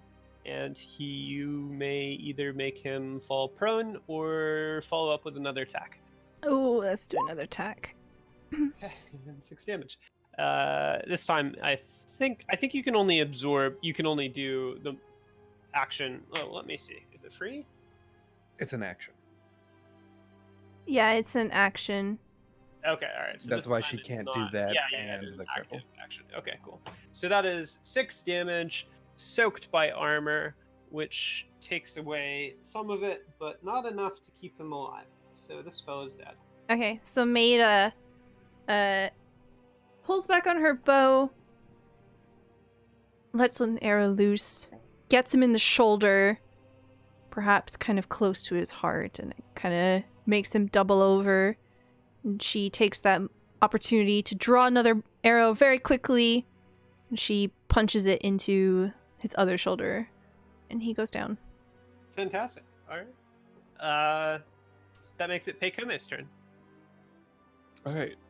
So, Peikome is going to strike at the second person who attacked her. Okay. It's 4 to hit. So it is a +4 to hit. However, I guess Flanking there's doesn't actually make it no harder modifier to for hit. flanking. Yep, +4 to hit. Solid. And then she follows up with a shield dash, Okay. because after all of her time in the forest, she's learned to fight less defensively and more aggressively. That also, since it was a hit, makes him react. Makes him what? So I do a strong against his strong, and if I succeed, he gets knocked down. Okay. Roll strong versus -1. All right. Oh. So, coming off of the last interaction, she slides the first person's blade aside with her shield, catches the other one with her sword, and then just slips in past, getting a quick stab into the shoulder. And Yeah. before they have a chance to react, just bashing them in the head with the shield, knocking them on the ground. Excellent. Okay, so yeah, so this fellow is on the ground and in pain. And it is their turn. So the first fellow who's standing up is going to attack Pekome again. She's not really flanked right now, so just go ahead and roll to defend. And he's not going to successfully connect. The fellow that was knocked down is going to struggle up to his feet and then attack. And I believe getting up can just be a movement. Oh, it requires Yeah. a successful quick test. Or it takes your movement, right? Nope. Standing up requires a successful quick test. According to our little cheat sheet, anyway. I believe in We- this brigand. we I bet stand- he's super agile. Cheat sheet. Okay, he successfully gets to his feet. He is going to attack vengefully at Pekome. Go ahead and roll to defend at -2. And confirm it. At -2. Great. So he opens himself up. He's still wounded and disoriented from the stab to his shoulder and the bash. So he kind of lets out this growl and he's like, I'm going to get you. And then just slashes and completely misses. He's wide open. All right. Well, it's time for the same combo as before. Yeah. Second. Hang on just a sec. Can you actually do the shield bash again? It's after every successful attack. Shield fighter. Awesome. So So if I It's- miss it's with the actually a sword, I don't reaction. get the shield back. and Oh yeah, if it's a reaction, then Only once. I think you only get one reaction a turn. We can revisit that at some point. Okay. But I'm pretty sure you only get one a turn, and we'll double check before you get in any more serious combat than this. All right. It was only 3, so. Yeah. So you hit him. Mm-hmm. Doesn't really worsen him too much visibly, anyway. And that will loop. Oh, sorry. No, there's still the other crossbowman up, who will take a moment to reload. I'm gonna double check. Crossbow requires a movement action to be reloaded, so he's gonna stay still and pull back on the string, mount another bolt, rescope in on Mayura, and take a shot. So go ahead and roll to defend at Don't a get hit, flat Mayura. value. Made us very easy to hit. Oh. But he doesn't manage it. Again, a bolt kind of whizzes right by and slams into the stone walling of this alleyway. There are kind of shards of stone going everywhere as the bolt spins away. And it is Karmeon's turn. Karmeon will keep his focus on the leader, though he might peek back at the sound of crossbows slamming into walls and such. But he'll take an alternate step forward and keep trying to drive the leader back. First with his rapier. And he actually punches this time, even if it doesn't do anything, he kind of punches with the knuckle bow of the rapier. Okay. Given how little damage it does, you know. Right, yes. But that was the only strike he could successfully get in, and he went with it. Mm-hmm. And then he stabs in with the stiletto again. The stiletto is doing way more damage than the rapier here. Holy cow. Well, 1d6 plus 1, I think, actually is statistically just even with 1d8. So Is it's it? not too surprising. Okay. Okay, yeah, so this stab takes out the leader. So go ahead and illustrate that for us. Yeah, I think he'll just kind of punch him in the face with the little knuckle bow of the rapier, and that'll kind of knock him back, and then he'll just drive the stiletto in a kind of surprise underneath, up in the shoulder, into the heart, and then just shove him back and let him fall. Yeah, as soon as he's shoved back, he kind of loses his footing and falls down into a sitting position and then reels backward and drops the axe to kind of clutch at his chest, but it does very little for all the blood that's pouring out, and he very quickly dies.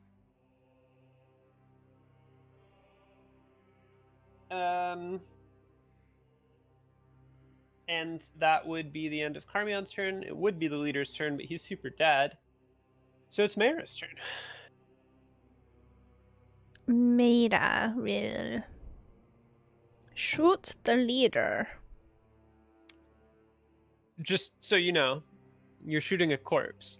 Mayra will not shoot the leader. She'll shoot. Mayra will shoot the leader. She'll shoot the ones that are engaged with Pekome. No, clearly what she meant is she's gonna shoot the new leader. The Yes. next leader. The leader interim. That's armor piercing 8. Armor piercing 8. Yeah, you rolled a 3. Okay, that's a Was this solid the hit. person I was hitting or the other one? Yes, the one you were hitting. Okay. 8 kills him.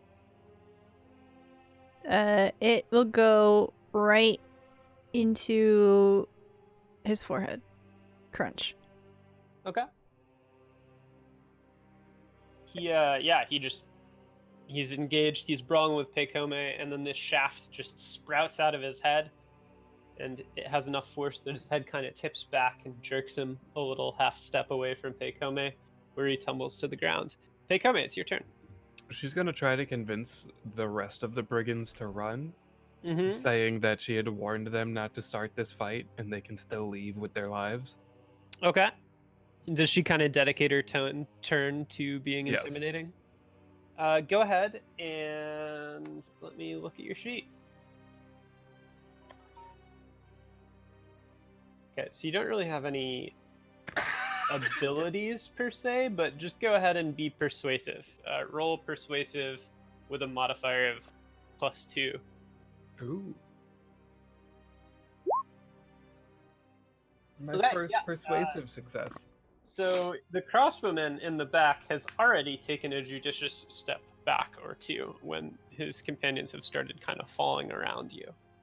But the swordsman who's near as well kind of takes that opportunity of Pekome shouting at them to leave, with the smell of brimstone growing more intense in the alleyway as the fight goes on. And they both they turn and they bolt. They run away. But not the... There are only 2 alive. You've killed the other 2. Oh, okay. Sorry. I didn't catch that. Alright. Pekome is gonna clean off her sword and then start carrying on her way. Okay, great. So just put the Kome back up here for the next turn order. And Mayra will kind of gesture down at the body as Pekome is walking away, and she's like, "Are we not going to report this?" What? And she looks over at Karmeon. She looks kind of puzzled. Does this happen often in Thistlehold? That people are attacked It happens often everywhere. Only when you come back from major expeditions and don't look your best. Please, people take any reason to attack you. Maida looks around to see if there's any guards nearby. There's the one over by the cart, if he's still there, Mayor, or Picome says. Yeah, so the alleyway itself has no traffic right now.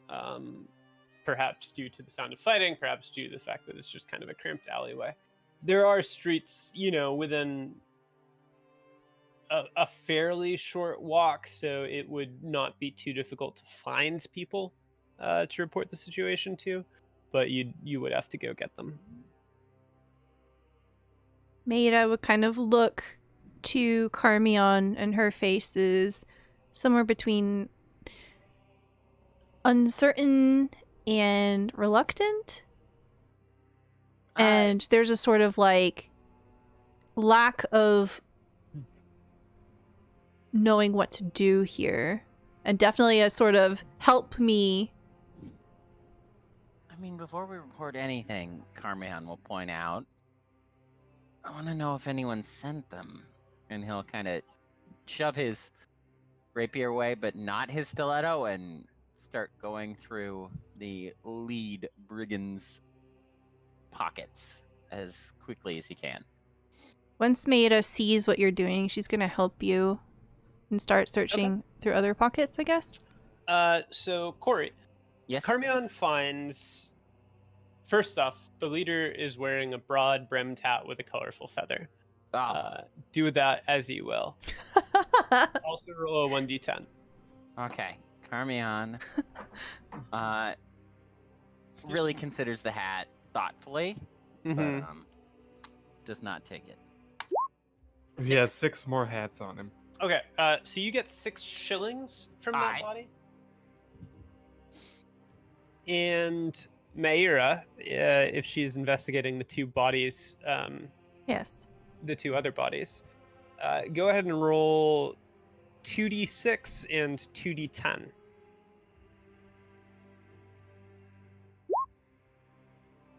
Okay. So that's a 4. That's a 4 and a 9. So she finds 4 throwing weapons, like little balanced knives, and 9 ortegs, as well as a pouch of chewing resin, which is kind of like tobacco. Okay, but chewing resin. Okay. Nothing really to indicate that they were sent by anyone, especially not Master Furia. Yes, there is nothing. There is no note saying find these adventurers and take things from them. Signed by Master Furia. Yeah. Sincerely, Cullen and Furia, Ordo Magica. Okay. There's no note. There's no instructions. They all look to be kind of the footpad aesthetic. Wait, is the hat fancier? The hat is fancier than. All right, Karmeon takes the hat, but there's a reason. It's not just mere brigandry. Of course. Maida looks like What she's... brigand? Is it brigandry? The hat on his head instead, and says, "Follow my lead."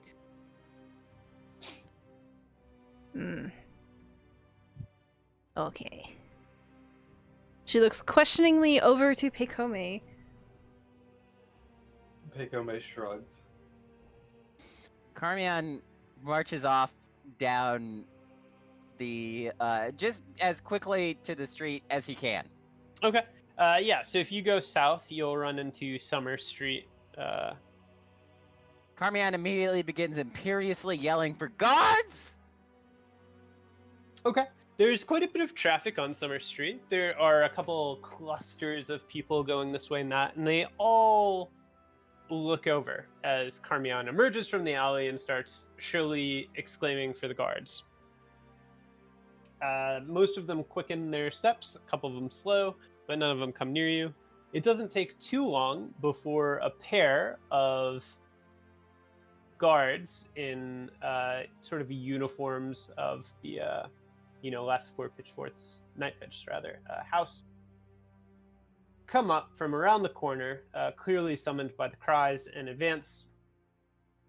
Karmeon has a relatively different demeanor to his usual manner Okay. and assumes one hand on one hip and points down the way they came Mm-hmm. and says, I do not know what you think you have been doing, but you haven't been doing a good enough job. I have just been assaulted, set upon by brigands that belong out in the woods, not in your polished streets. Get down there and deal with this. How posh does he sound? How posh does Karmeon sound while saying this? Very.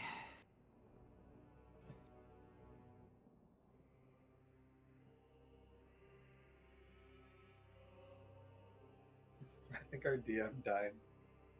Yeah, I had to cough a couple times, sorry. Okay, so does not have to roll the device unless it strives to accomplish something which is questionable, or that may be next to impossible to achieve. Okay. So this is like almost questionable. It's very borderline, because That Thistlehold is not... The hat changes it, I think. Of course, yes. Yeah. The hat is what pushes it over. That's why I said Yes. almost questionable. With a less extravagant hat, it may be difficult to take this person seriously, but as it is, maybe Karmeon is certainly not a noble, but some affluent person who very foolishly came to Thistlehold and doesn't understand what the world is like. The guards stare at Karmeon. They hardly even notice Peikome's looming mismatched armor amalgamation budget nightmare look, because they're absorbed with staring at him, and then they look down the alley and they look back, and one of them sort of crosses his arms and doesn't go anywhere, and the companion, the woman, kind of glances at him and then glances at Karmeon, purses her lips a little, and she's like, all right then, you just stay here and I'll take a look, yeah? And just brusquely starts off down the alleyway to find the bodies.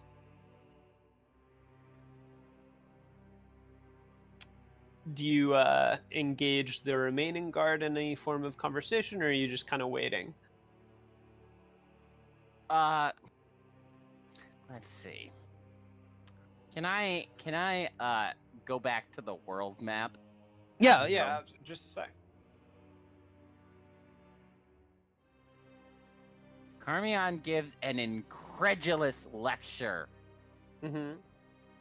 on the state of Thistlehold in comparison with Yndaros. Oh, okay. Yndaros. Okay, sure. The guard listens with a very flat expression. He makes this sort of guttural noise here or there that might be passed as diligently paying attention to the citizenry, but he does not seek to interrupt or argue or really do anything of the sort. Okay. Does Karmeon just kind of keep the lecture up the entire time? Yeah, maybe like at least half of the time that the lady guard is down the road investigating the body, she hears like this. But once she gets like far enough, she'll just hear a general noise. A general whining. Sure. Yeah. So she's down there for a little while. She crouches over the body as she looks each person in the face. And before too long, she kind of stands up, comes back. She's wiping a little bit of blood off of one of her gloves as she steps out of the mouth of the alley. She walks up and she kind of just interjects to stop whatever Karmeon is in the middle of saying, and says, well, it does look like a bit of a brawl, doesn't it? Would you mind showing me your tokens, your proof of entry. Karmeon stares aghast and gestures over to Pekome impatiently. Mm-hmm. Pekome stoically pulls the verification out of her satchel. Okay, so yeah, just those three boys. Excellent. The woman, upon noticing Pekome more directly now, sort of straightens just a little as she inspects the signets. And her eyes will narrow fractionally, and she'll let out a And then she'll cant her head to the side, glance over at Mayra, glance at Pekome, glance at Karmeon, and, the majority of his face, but not quite his eyes. She'll get, what exactly is your business in Thistlehold?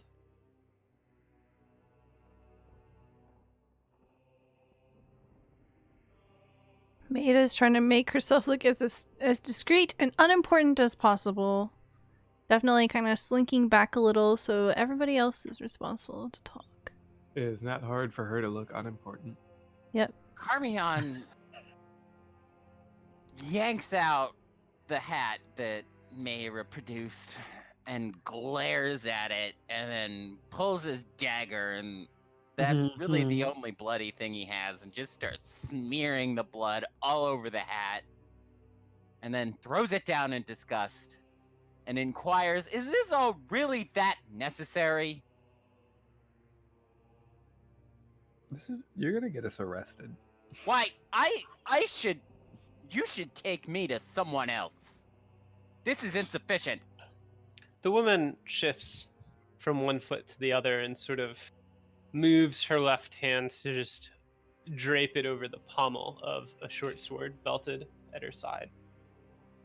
And she nods at that recommendation and she goes, I do think that would be for the best.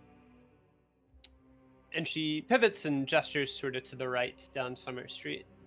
And her companion takes a few steps back as well at that. And she goes, why don't you just come along with us, yeah?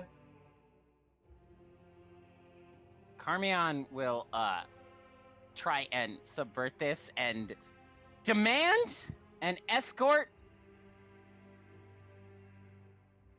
to the Ordo Magica so that no further incidents happen, and you can fetch your commander and meet us there. So If Karmeon Yes. has just asked to go speak with someone more important, Yes. and they've assented to it, and now he's saying, no, never mind, take me No, somewhere else.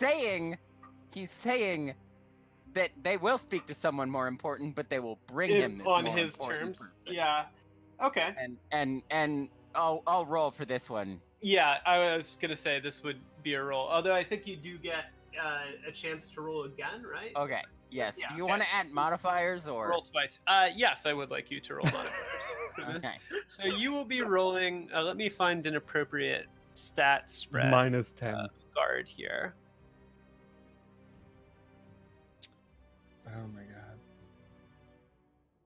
Okay, so go ahead and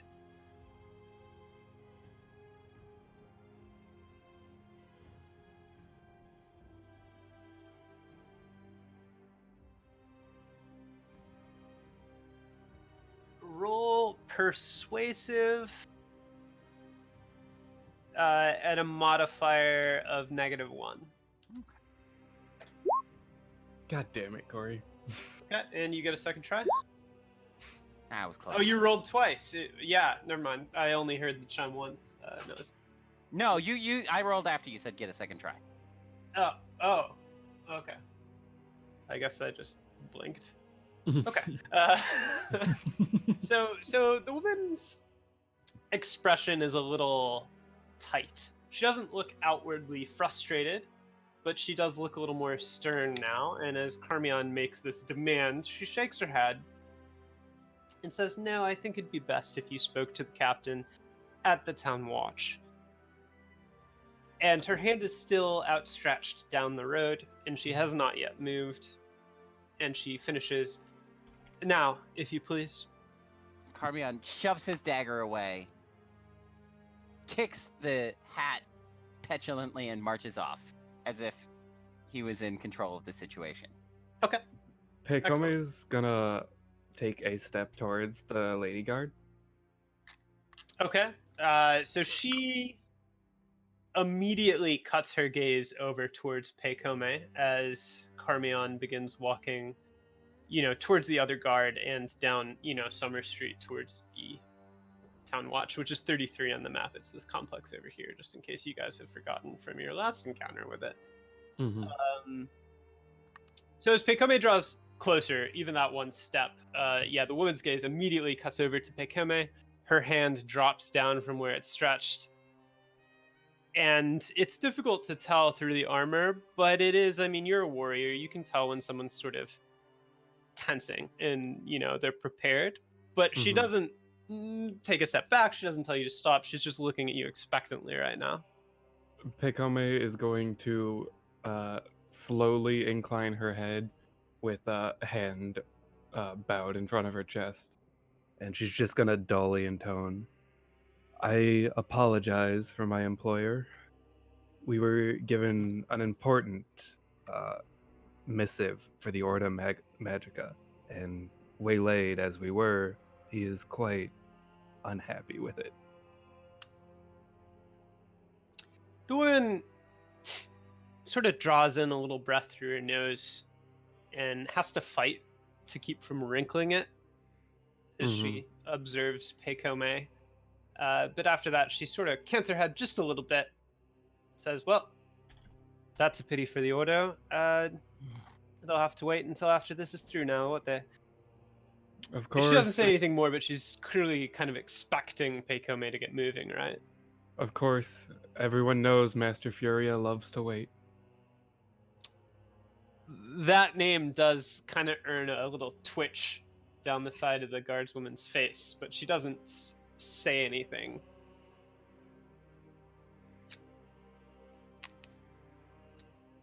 And then Pekome will slowly follow after Karmeon. Okay. And does Mayra sort of just slink along with the others as inconspicuously as possible? Yes. Okay. So we get to, down Summer Street, wrap along towards the southern gate, which in turn leads to a separate gate that heads into the complex for the Town Watch. The pair of guards escort you through the courtyard into the administrative building of the Watch and sort of just point to have you stay in that area. It's a wide room with a couple of benches around the edge that are unoccupied right now. There is a guard on duty on the far side of the room who's manning some sort of a cleric station or clerical station. And the two guards step back outside. Sorry? Which direction did they approach from when we were bellowing for them? So they came up this road right here. Oh, okay. So they were on the southern edge, patrolling the neighborhood, essentially. So as soon as you're in that sort of waiting room, one of them steps back outside, out of view into the courtyard-ish parkland-type space, and the other steps deeper into the building. And for several minutes, at least, the three of you are sort of left to your own devices. So you know that cart we passed? Mhm. Once Karmeon is alone, he sort of slumps, or at least alone with, Pekome and Mayra. He slumps as if he had spent the entire time it would take to load that thing all by himself.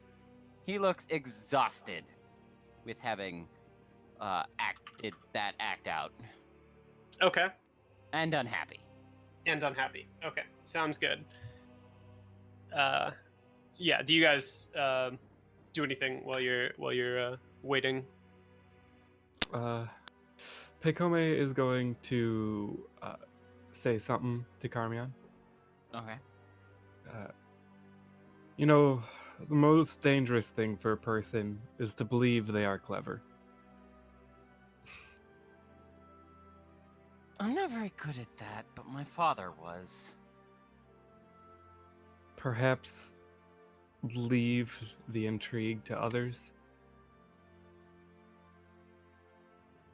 Should we give up the ruse? Because, I was going to blame the cart delay on them.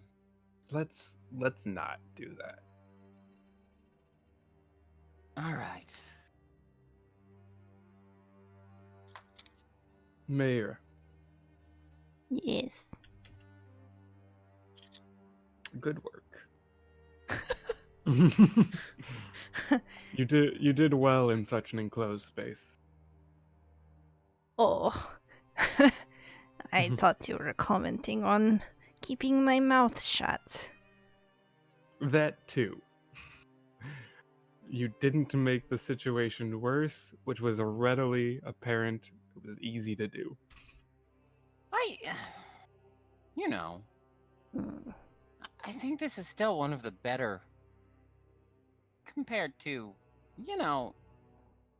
if we'd gotten caught not reporting it, that would have been much worse. But pretending you're some burdened noble. When she gestures at herself. When there's a noble actually here.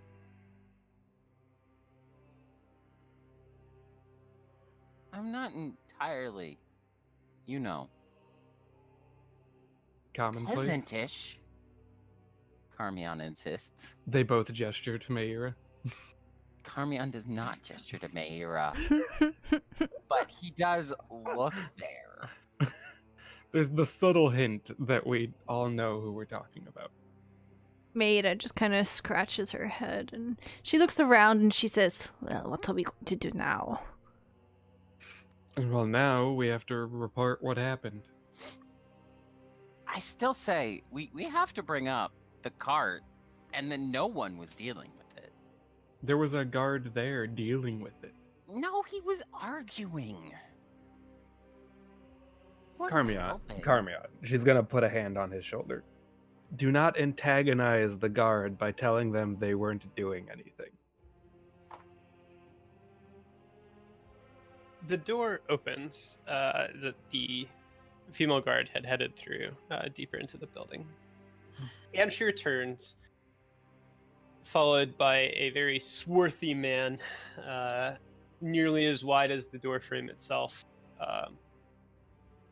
He looks very tired and pretty disgruntled, and he looks over the three of you and then steps across to stand before you and goes, all right. And he immediately focuses on Karmeon as the de facto leader of the group right now. Says, now what's this about you and the Ordo Magica and an attack? Pekome is gonna tighten her hand on Karmeon's shoulder. Karmeon is going to sigh very dramatically as he assumes the prior persona and announce that it has been a long time without refreshments, and he will leave it to his local guide. And gesture to Pekome. At this point, she's just gonna let out a loud sigh. Squeeze really tightly on his shoulder. And she's gonna break his ruse. She's gonna take her hand off of his shoulder and reach through her satchel, pulling out her personal signet ring showing her status as a noble, and show it off to the guard, or the lead guard. Karmeon is fine with this. Okay. So the guard stares at the ring for a few seconds. My name is Pekome Bori. I was given a mission by the Ordo Magica. Originally, we did not disclose the full nature, as we didn't want others hearing, having just been attacked by brigands. The female guard sort of narrows her eyes at the three of you, and her lips tighten, but she doesn't say anything. The captain sort of absorbs this very flatly. And then considers the ring, considers Peikome's visor. And there's sort of this implicit sort of sense of offense, maybe, that you can tell sort of coming from him at, being spoken to by someone in full armor indoors, his own facility. Mm-hmm. But he doesn't address it out loud. Instead, he just goes, all right. A mission from the Ordo Magica. Where's your license? Let me see it. Again, she will open up her satchel, leaf through the various documents, letters, missives, until she finds the correct one and pull it out. Okay. He takes it, sort of scans it. They're all written in a very similar format, right? Like, I mean, you have a clerk drafted up, so it follows a very specific style. And he'll examine it for a little while and go, this looks in order. It'll be good for the rest of the month. When did you get back? We got back last night. Unfortunately, everything was closing, so we hadn't had time to fully register or visit where we'd wanted to. Flips the license over, then flips it over again, and he goes, and you still haven't licensed, is that it? Or, sorry, you still haven't registered, is that it? We were planning to after dropping the missive off at the Ordo. You know how Furia gets. The name drop does not seem to perturb the captain very much. You can only get so far with that. Well, the look, captain said, she's more perturbed than anyone yeah, else. no, I mean, I understand that Peikome has PTSD from speaking with him, so I don't blame her for saying it at all. But the captain does go, that's not the order of things. When you get back, you speak to the Queen's legate, and you register what you found, and then you go about any other matters, regardless of who you're contracted for.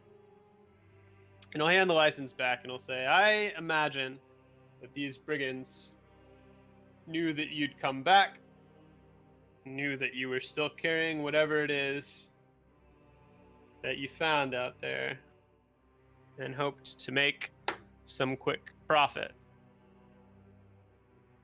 And he just kind of lets it sit at that as he studies the three of you.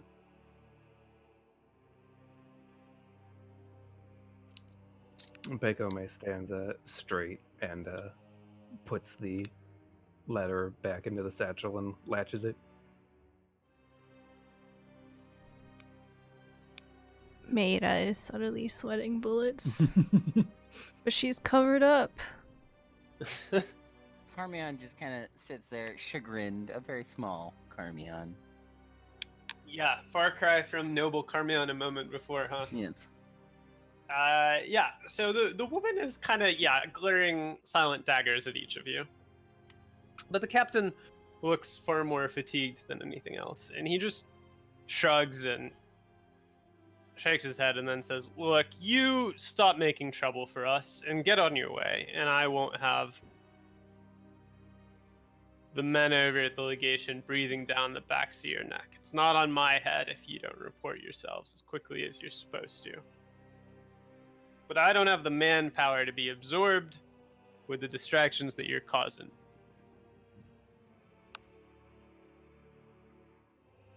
We would be just as happy as you if there were no more tension between us.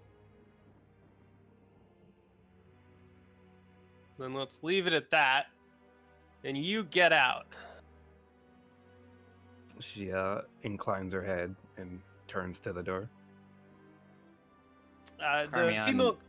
Oh, sorry, go ahead. Karmeon will not necessarily race Mira to be the second one out, but if she isn't quick on the draw, He's right behind Pekome instead of Meira being right behind Pekome. Well, Meira has 11 quick and you have 5 quick, so... Yeah, okay. But did she have the awareness? Yes, she wants to leave.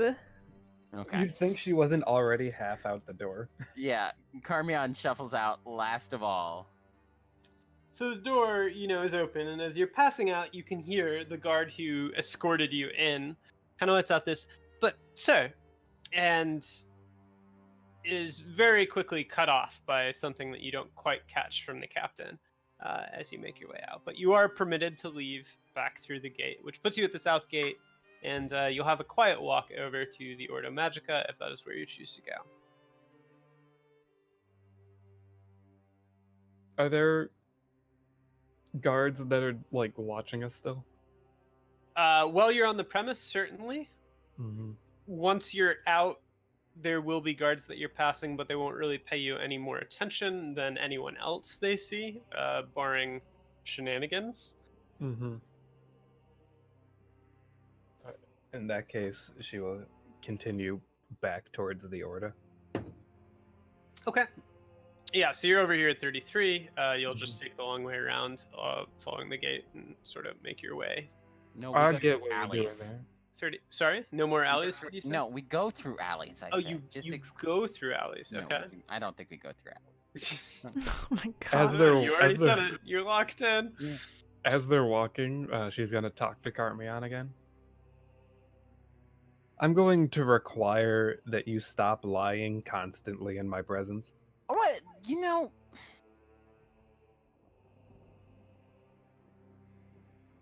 For a woman who goes around not revealing who she is, Karmeon points out. I tell all who I am. Meira will say, "There is value in keeping your mouth shut sometimes, Karmeon." You're the one who gave me the look. Karmeon questions.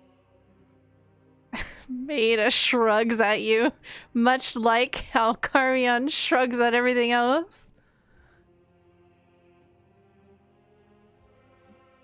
Well, Well, that with could have that. gone a lot worse. Karmeon insists, questioningly. At least you did not leave a bleeding head in a saddle and unstable the horse. Dane brought good times. Let us be quick. Yeah. We don't want to keep Master Furia waiting. It almost worked, Karmeon insists. Just My father would silence. have pulled it off.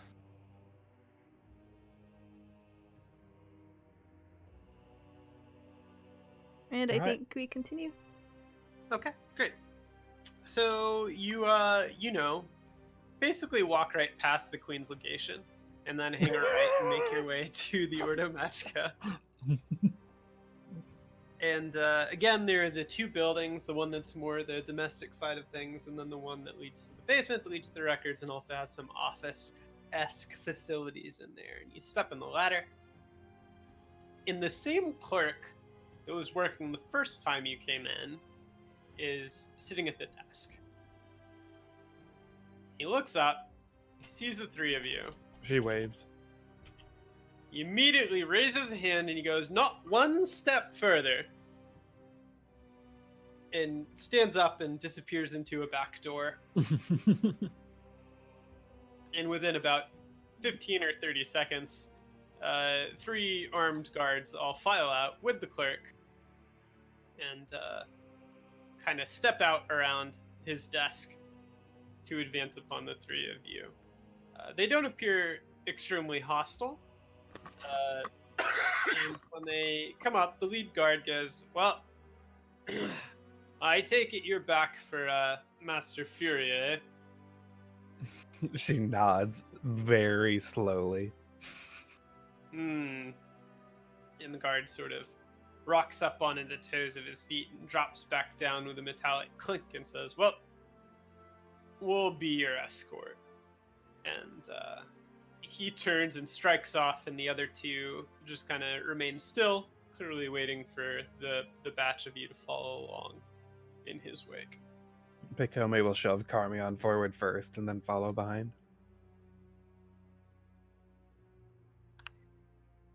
Karmeon leads the way. Okay. Mayor is invisible the entire time. Made as quiet as a mouse. So you go up, you're led upstairs, and you take a few turns, and you are not led to Cullinan Furia's chambers as you stumbled upon him the first time. Instead, you open the door onto a wide laboratory. There are tables stretched this way and that with all manner of things upon them that are very difficult to identify at a glance. There are shelves set into the back wall with various tinctures and other tools. And the master of the Ordo Magica, or a master of the Ordo Magica, bustles about here and there working on a project. He does glance up when the door opens. He sees the guard, and then he sees Pekome behind the guard and comes to a pause. And, as you all kind of file into the room, he goes, "Wow. It's about time I saw your faces again here. Do you have my tablets?" She gestures to Karmeon.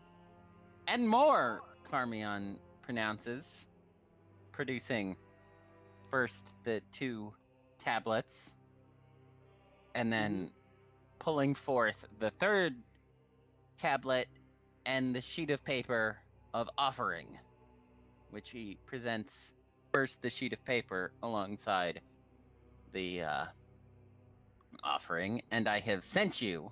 Okay, yeah, I was about to make sure it was the account, Yes. basically. Yes. And he gets nothing, except the unspoilered things with that piece of paper. The spoilered things are what he gets if he agrees to purchase them. Okay, so are there sections that are like blocked out in the same Not fashion? blocked out so much as the sheet of paper is only the non-spoilered parts. And Okay. the spoilered parts are everything else we've worked on. Okay. It's a fantastic. full account for you, but a half account for Furia. Yes. Yeah. So- I see. Yeah, DLC. DLC. Yeah. It's Microtransactions. just, I wanted to make sure because the very first section ends with of note : and then spoilered stuff. Oh yeah, you're right. The it should end at denizens, not Okay. of note. Yeah, and then that should be hidden. Okay. Perfect. I have a good picture of what you're trying to do here. So he takes the account and he glances it over, and he scans it very, very quickly. Then sets it off to the side and takes the tablet. Now, the 3rd tablet that you're holding right now is the one that you gathered from the sort of Yes. subterranean city with the Yes. picture. Okay, Yes. cool. Yeah, so he takes that and he kind of looks it over and he kind of utters this dismissive noise and just kind of sets it on the table. But then he will take the 2 tablets that were your initial objective, Mhm. and he very carefully takes them from Karmeon and lets out this sort of excited breath, and then turns and scurries off to the far side of the room and sets it down in 2 parts on the far table. Takes a few minutes arranging them, peering over them, leaning over them, touching them, doing different things, and then whirls up and steps back and goes, "You certainly exceeded my expectations. You did manage to come back with both tablets. Congratulations." And he plucks the count back up and sort of reviews it once more. And what exactly do you want for this information? She'll leave the negotiating to Karmeon. Well, you can purchase it all at once, or only some of it. What are you interested in? Huh?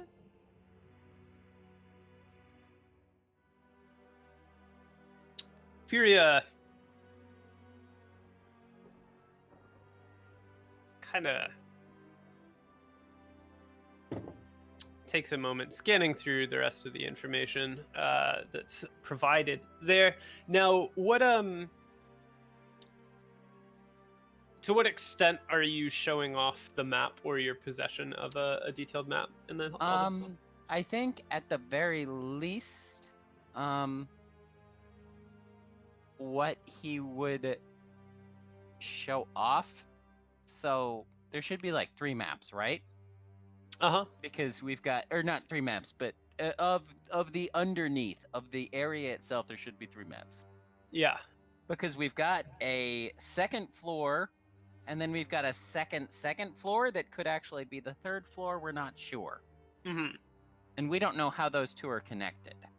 Okay. So at the very least, the area we went into, we found the tablets. Yeah. He'll show off that. Okay, so just the top The entryway through the map, tower. basically. Not the entryway through the tower, because that's the 1st floor, and that's the best map. That's the best map. That's the good map. But instead, the 2nd floor that we Okay, went down into, below. yes, where you we encountered her found and the everything. first acid creature. Yep. And our dead friend. Yep. Yes. Okay. So you have that, and then the area above it you are not showing, Yes. and the area below it you're not Yes. showing. Okay, I got you. And not the regional directions. Mm-hmm. And he'll sort of examine this for a moment and go, you are proposing that you do have a more detailed account of the surroundings of this map. Yes, directions there, and further notes of dangers, especially on the 1st floor. And what is this uncovered remaining major artifact you supposedly came across?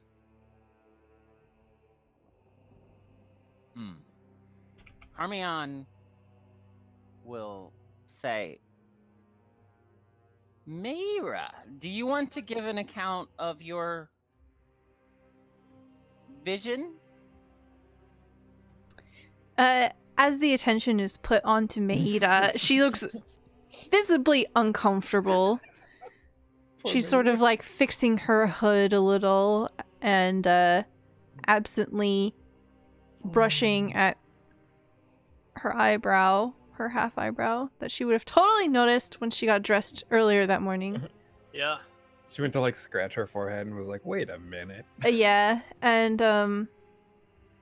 you can see that her face, what is visible of it, kind of turns red. And she looks over at Pekome. Pekome looks back. Yes, there was a vision. She kind of vaguely gestures at like the papers and the notes.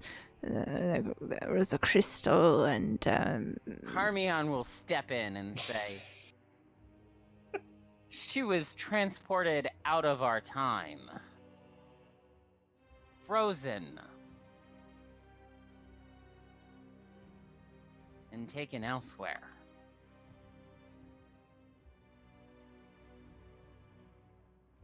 That does not interest me at all, Conan Furious says.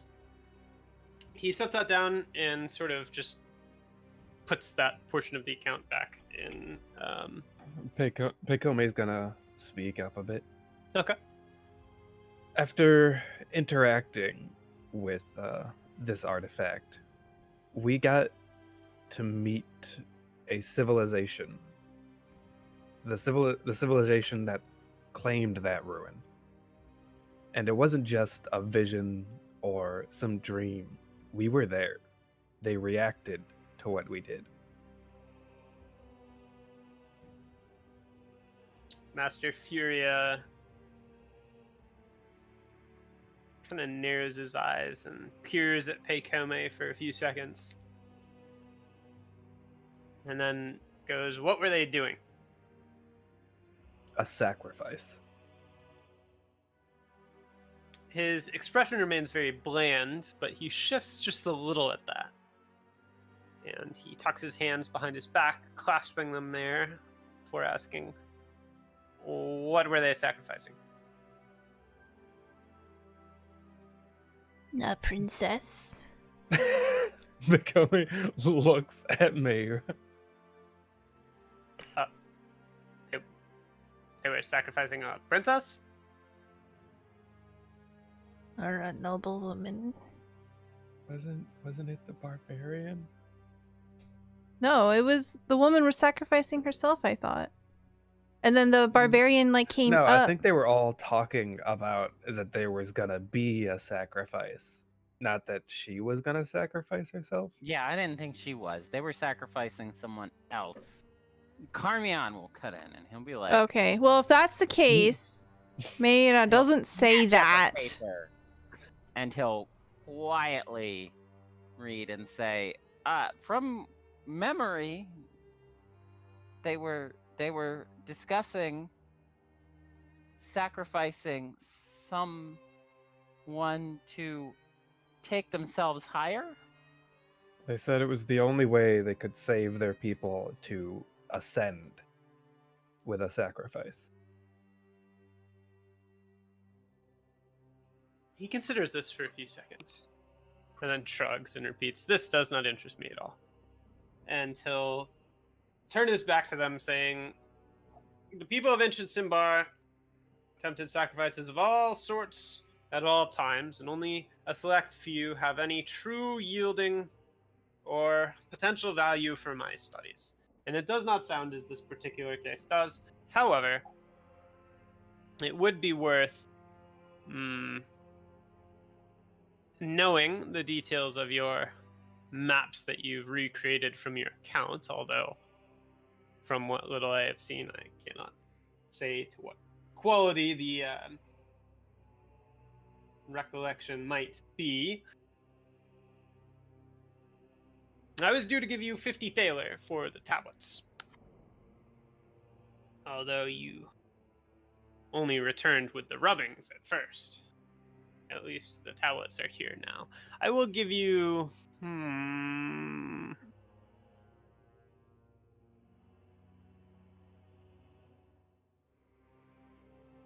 I will give you 25 thaler more for the details of your account and the assurance that you will not deliver them to anyone else.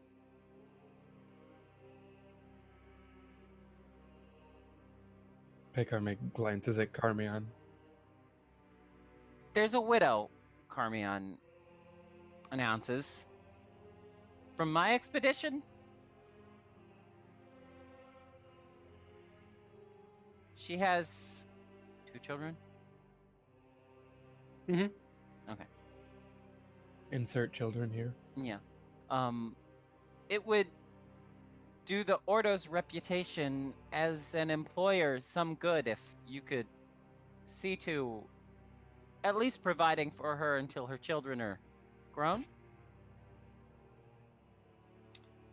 The master turns back to stare irately at Karmeon.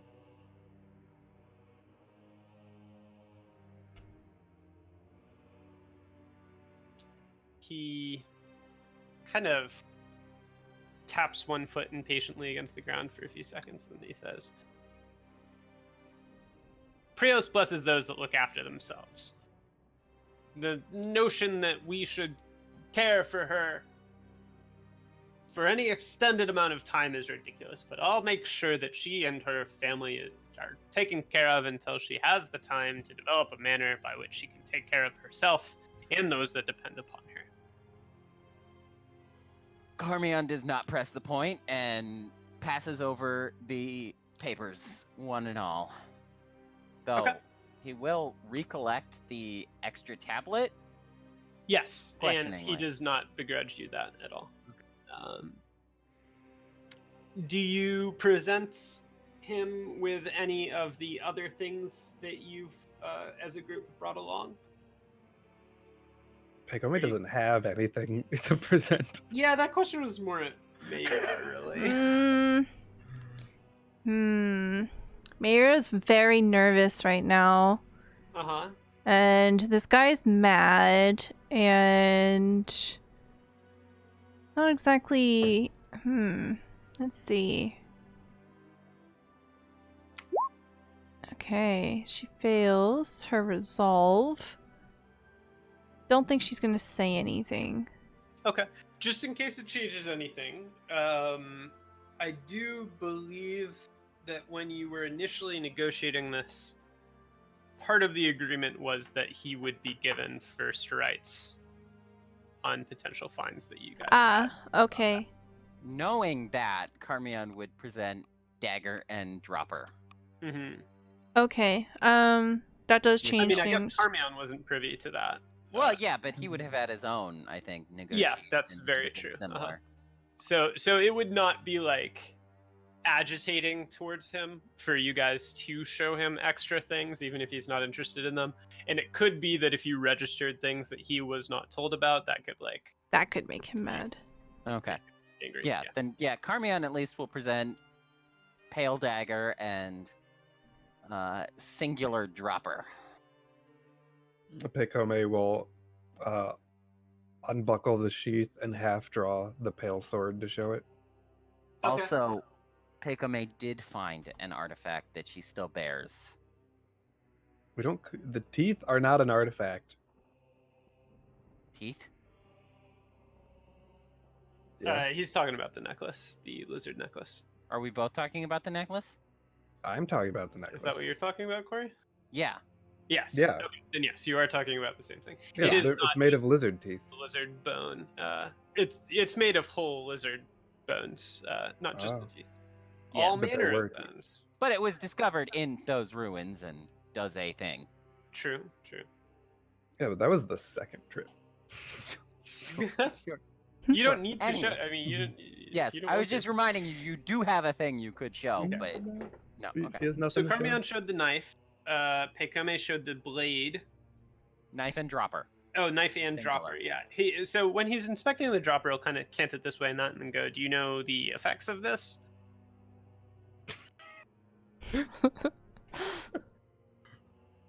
Discretion is important. Karmeon begins. Before, are the guards still here? So the door is open, and one of the guards is just outside the door, and the other two are likely beyond. Could they close the door? Conan Furia kind of narrows his eyes at Karmeon for a few seconds, then just irritably calls out, "Shut the door!" Karmeon tips his hat up. Takes his hat off. Okay, so Furia leans in to study Karmeon, investigating him for a few seconds. He goes, "Peculiar. And these did that to your eyes. It doesn't look like you were blind." No, I, in fact, see as some beasts do. Quite well in the dark. Ah. He kind of... It also enabled, she pipes up, he was able to see markings that revealed traps and other things within the ruins.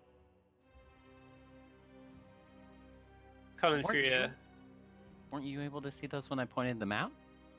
But they were glowing for you. Were they? No. Isn't that what you Okay. had said? You had seen like glowing or like Uh, symbols and markings? I think just symbols, I but don't not. think so. If I said that, I didn't mean to. Yeah, no. Okay. Yeah, no, he was just able to see them better in the dark. They weren't like Mhm. particularly conspicuous in any other form. But the master will kind of hand the stopper back and go, "That's quite the interesting development, but I do enjoy my vision unaltered." Do you think? Karmeon doesn't say anything else. He'll just put his hat back on. Okay. Maida will thump her pack onto the table, flip it open. Bam! The urn goes down on the table. Bam! The game board goes on the table. Bam! The map case gets put on the table. And Is he she'll gonna also tell her to put stop down. slamming everything onto the table? She's not literally. No, she's not literally slamming. She very carefully puts down. Table that's not her artifacts. And she'll also put down the keys. The only thing she's withholding is the dagger, Dagger? Okay, that's fine. which is on her person. Yeah. So he'll... How does Karmeon react to seeing all this stuff for the first time? Karmeon is somewhat surprised. Conan Furia will kind of scan over these things. He picks up the key, inspects it, mutters something under his breath. He looks intrigued, but he puts it back down. The urn, he kind of tilts it this way, that feels the liquid moving within, and then glances over, kind of pries at the stopper just a little bit to, like, feel out that it hasn't been disturbed at all, and speculates. You have no idea what's in here, do you? She shrugs. He moves on. The game board gets the same quick examination. When he opens the map case and pulls out the wooden rods, kind of lets out this and he gathers them up and he starts inspecting each one by one.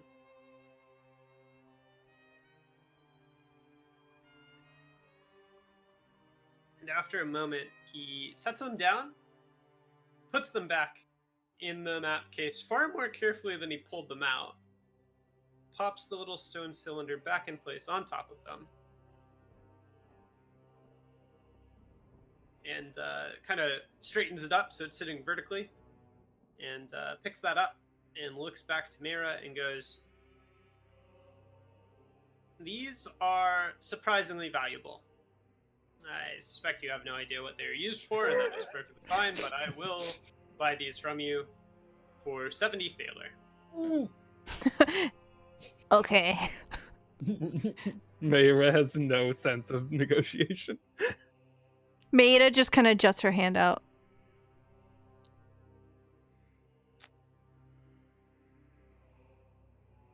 She's waiting for the thaler.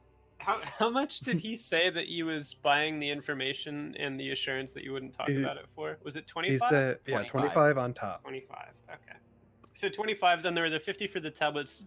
Did you get an advance on that? You No. know, I think we got a half advance, but none of us are certainly going to mention that. If Yeah, he's not well, likely I to. think he assumes you got an advance. Mm-hmm. So you'll get the 25 to complete that payment, and then 70. So that's 120 thaler total, right? So far. Yes. Okay. Yeah, so Furia will hang on to that cylinder, and he'll walk off to a corner of the room, open a cabinet, pull out a pouch, and dole out 120 thaler that he sort of clutches in both hands, and he'll walk over, and since Mayra is the one holding her hands out right now, he'll just dump them all right on her, and then step back and sort of wrinkle his nose a little bit as he looks from one to the other, and then to Pekome. He will say, "You reek of corruption. If I were you, I would make a change or two before you turn into nothing but a simpering beast. I think this concludes our business for now." There was potentially one last thing. She looks over at Karmeon. What is that? We, in the bottommost of the ruins, we found a tree still alive in the dark. That's in the notes. But she gestures to his pack. We did Oh! gather some of it. Oh, yeah, and Karmeon will pull out a cloth wrapped. Cloth wrapped. Thank you. Leaf. A cloth wrapped leaf. And we also gathered some firewood from it. We only used a little bit. Almost none of it. But, he doesn't pull that out.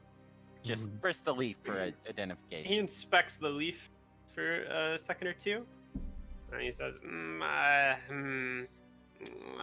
don't know if there's any particular value to this, but I do know someone who may be interested in running a test on it at the very least. You said this was growing underground? Yeah. With no light. Peculiar. It does have a coloration to it, nonetheless. I'll give you 3 shillings for this leaf. No. All right. Keep the leaf. Karmeon looks insulted. She shrugs, having revealed everything she cares to. Maida there is puts nothing everything else, back. And also all leave. the money. Yeah. She watches as Mayra pockets all the money. Maida gives her like a dismissive, like, we'll handle that later gesture. By the time you get home, you're going to have 15 more dogs. And no money. 15. She could buy a lot more than 15 Also, well, there are dogs. going to be other things. There are going to be lanterns. There are going to be fishing rods.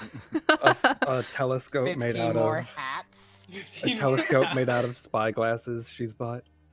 Listen, if it's a challenge to spend all this money, I can do it. Pekome will resheath the blade and attach it back at her hip. Great. Okay, yeah, so Conan Furia has dismissed you.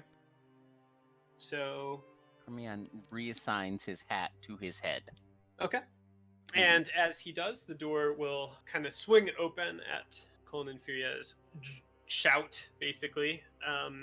And the guards will start escorting you out of the building. As we're being escorted out, Maida will lean over to Pekome and say, "What about the horses?" He didn't ask. Let's not bring it up.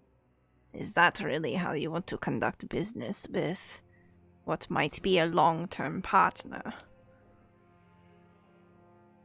Let's leave it to Karmeon. Okay, I am fine with this. Karmeon, you're dealing with the horses. Pekome walks yeah. off. Karmeon will announce to the clerk that the horses are to be picked up from the stable.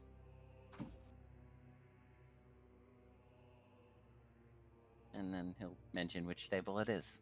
Okay. The clerk sort of fussily and in exasperation records that information and waves Karmeon off. All right, cool. Now we have none horses. Sad. But money. Maida goes and buys 5 No. horses. Okay. Pekome is going to keep a tight hold on Mayra. Next, we have to go register what we have. Oh, you are holding me so close. Her grip tightens out of disgust. You are hurting me. No. Let's go. Shove. Okay. Okay, so you head down. Oh. Corner? Yeah. Karmeon just says that and keeps walking. What is it, Karmeon? I don't know if we want to know. I want to know. You know, Rayvold is he's very good, but you know what? Bone Crusher could use What? Maida leans in, very curious. kids to play with. What?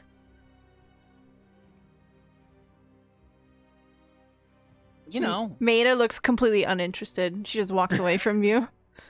We must go register the things. She wants dogs, not kids. Right, so all right, off we go.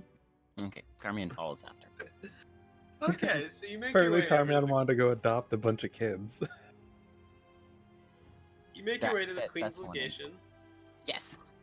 and it's a fairly large building. It's right across from the gate that leads to the mayor's house and all that. And it's very sturdily built. It's quite attractive. It's divided onto 2 levels, and Karmeon certainly knows. Pekome probably knows as well. Mayra probably doesn't care. That the top floor is occupied by Lord Argona. So Suriola Argona is the Queen's legate. She is sort of the Queen's eyes and ears and will in Thistlehold. And she sort of runs things out of the ground floor, while the top floor is her father's domain. And he's a nobleman of House Argona who's very politically ambitious and pretty old, and he just kind of does whatever he wants. He gets up to some antics that are unsavory at times, but he's so well entrenched that it really just he doesn't really matter what he does. He can do whatever he wants. But so this ground floor is sort of set up like an office, and there is sort of a receptionish desk where a scribe is working, who glances up as you enter. Pekome will walk a respectable distance up to the scribe and claim that they are here to register. The scribe kind of adjusts the glasses on his nose and goes, "Is that so? I will need to see your license, please." Pekome, used to all the legislation, is just gonna silently and slowly open up her satchel for like the 10th time today and pull out the license. Okay. Yeah. So the scribe will investigate, scan over the details, make a little and a little here or there, and then hand it back and wave off to a sealed wooden door off to the left. And say, Scholar Ambert is through that door. Just speak to him and he'll take care of things for you. Pekome nods and heads off to the door. Okie dokes. Through the door, you find a fairly compact office with a couple sitting chairs. Just a couple, so not room for all three people to sit on. But it doesn't really look like it would support Pekome's weight anyway. Wow. And This is behind the very desk, light armor, excuse you. Slender Man is It's only like seated 80 pounds. with a few different documents in front of him. He glances up as you come in, and he guesses. So we have adventurers in. Is that it? You are correct, sir. Oh, well, it's always good to see adventurers make it back alive. What is it that you have for me today? We have quite a lot, actually. I think mine are the least. Yeah, she'll important, gesture for Karmeon to go first. You know, and Karmeon will produce puzzle box, dagger, leaf, and eyedropper. Is this a leaf?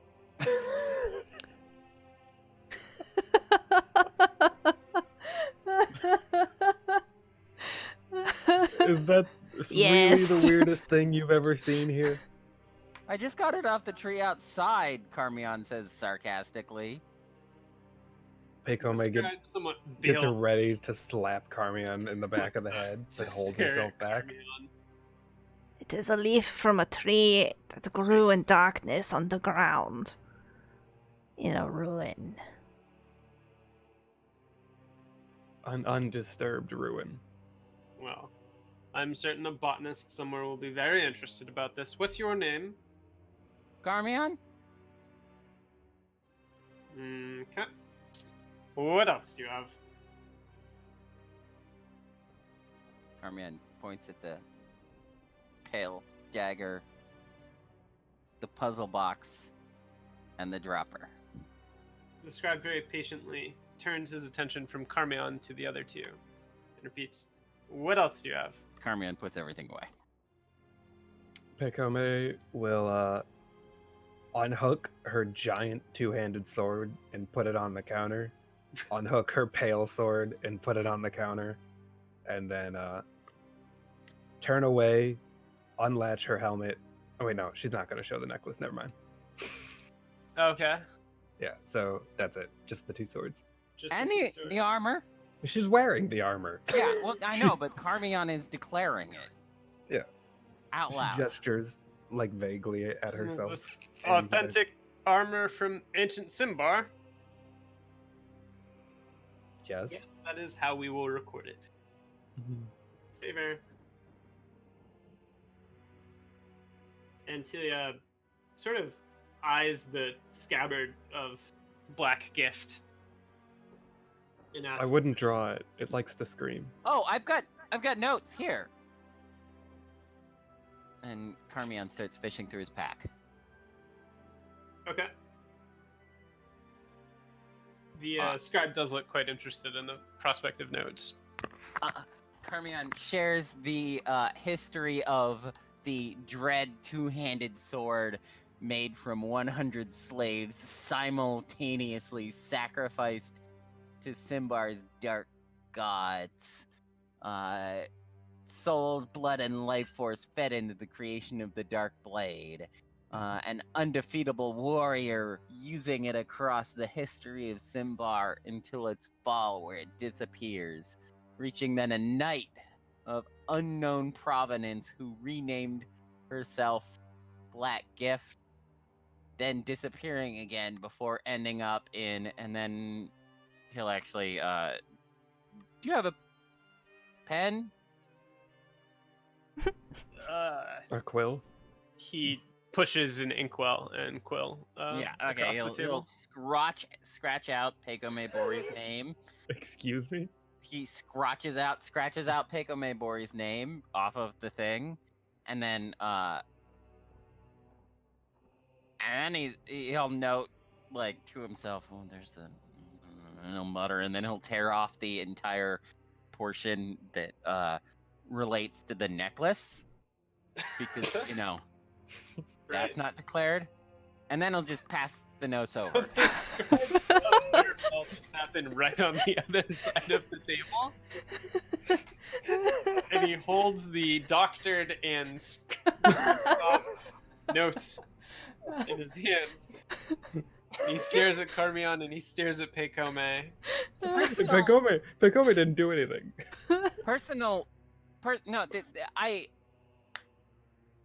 They're doodles. Which is Right. half true, because there is, in fact, a doodle of Black Gift and the necklace, and also arrows pointing between them, but he doesn't share that. Right, naturally not. Okay, so he makes a record of those things, And also a And- record of you sabotaging jots it. something else down, and then turns his gaze upon Meira. Pekome takes her swords back. Mm-hmm. Meira opens her pack and puts down everything except her dagger. Everything but the dagger. Okay. So Uh, she puts the urn, she puts the game board. So he takes each thing, And and the as key. with Pekome's weapons and Karmeon, well, minus Black Gift, and Karmeon, he's pretty thorough in investigating things, and he jots down quite an accurate description of each piece, as well as a general characterization, and then returns them in order. And he says, right, the three of you should be all set at this point. What's your name? And he looks back at Meira again. Okay. She says, looking nervous, I am Meira of Odayova. Ah, a barbarian, he says. Oof. Yes. Interesting. Well, I hope you find your stay in Thistlehold is amenable, and I will register these things in your name. You have done your duty to the Queen, and provided no one places a hold on any of these possessions for any justifiable reason, you should be free to go about your business. Pekome turns to start leaving. Meira collects her things and follows very quickly. Karmeon inquires if he's doing anything later. The scribe? Yeah, they're gonna go to a book club together, Kevin. God. It is the weekly meeting of historical enthusiasts as to the gatherings of particular ceramic patterns to be found in the ruins in the Karohar region of Davokar, and I will be at the salon this evening after sunset for maybe 2 hours there, but after that, And what street is that? The salon is, as any upstanding member of this old knows, it is. It's number 6. Number 6. Yes, I don't know where number 6 is on this map. That's okay. Karmeon's like, I will try and be there, and then heads out. Right over in Toad Square. Toad Square, great. Okay. Excellent. Yep. So he says that with a mild confusion but enthusiasm, and watches Karmeon leave. And then we all leave together. Yeah, you do. So the 3 of you head on out, and it's probably getting near midday here. And once you're out on the street,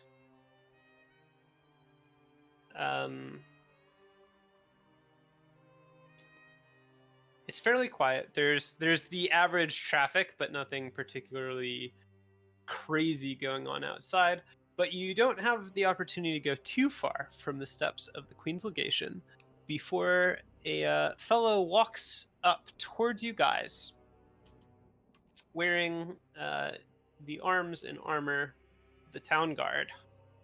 And you may recognize him as the gate guard that you had spoken to at the very start of your journey here. Well, the first time you arrived at Thistlehold, and also who encountered you near the ruins. Oh, ambush gate guard. Yes. The ambush gate guard. And kind of swaggers up to you with a sociable smile and lifts a hand in greeting. And that, I think, is probably where we will put an end to the session for the night. Awesome. Thank you so much, chat, for being here with us tonight. We're going to do a few quick shout outs, and then we're going to wrap it up for the evening. And we will go ahead and start off with Vertigo Cross today. Tell us who you are, what you like to do. Hello, my name's Vertigo. I'm internet funny man who likes to stream variety games Thursday and Sunday. God, I'm terrible. Thursday and Saturday. And then on Mondays, I join Stella for Mixed Monday Madness, and Wednesdays, I'm here for Symbaroum. This Saturday, actually, our lovely DM and our host, Stella, will be joining me for a stream. We're going to be doing some Remnant from the Ashes. Oh shit, I wrote the wrong name on my calendar. I wrote Last Remnant. I think that's a totally different game. That's a JRPG from Square Enix. Yeah, from like 6 years ago? It's a great 2006 JRPG. Okay. Oh shit. Okay. From like 13 years ago? It's 2008. It's an Xbox 360 JRPG. Oh, that's hilarious. Thank you. Yes, that. Next we have Kory. Hi, I am a Twitch streamer. I stream Girls Civilization over at twitch.tv/smellydifficultdonutkippa. Fuck, Kory. Stella, post a link to the Girls No. Civilization. No? Alright. You're What cut is a off, link? man. You're cut off. Oh wait, hold on. You're going through some static. Oh, we lost him. Can't hear. Losing reception. Last but certainly not least, we have Obdurant. Hello, I'm Obdurant. I play video games online with people in this server mostly. I like every Wednesday. As you may have noticed, I am on Stella's stream every other Friday playing Dark Matter, and we do Destiny raids most Thursday nights. We are doing one tomorrow. And on Saturday, I'll be hanging out with V, so you can catch me in a lot of places for someone who doesn't actually stream. And that's it. Awesome, thank you. And I am Stelluna. You are here at my channel. I want to say thank you so much for being here. If you had fun, if you had a laugh, if you found this entertaining, please consider giving us a follow. That way you get notifications for when we do go live. We will be doing the Destiny raid tomorrow night, and that will be streamed. And yeah, I do various things here, artsy fartsy things, also various TTRPG things. As you see here, we played Symbaroum, and then we also do Dungeons and Dragons here. We do have next week coming up a brand new show starting up. It is going to be Ghosts of Saltmarsh on Tuesdays.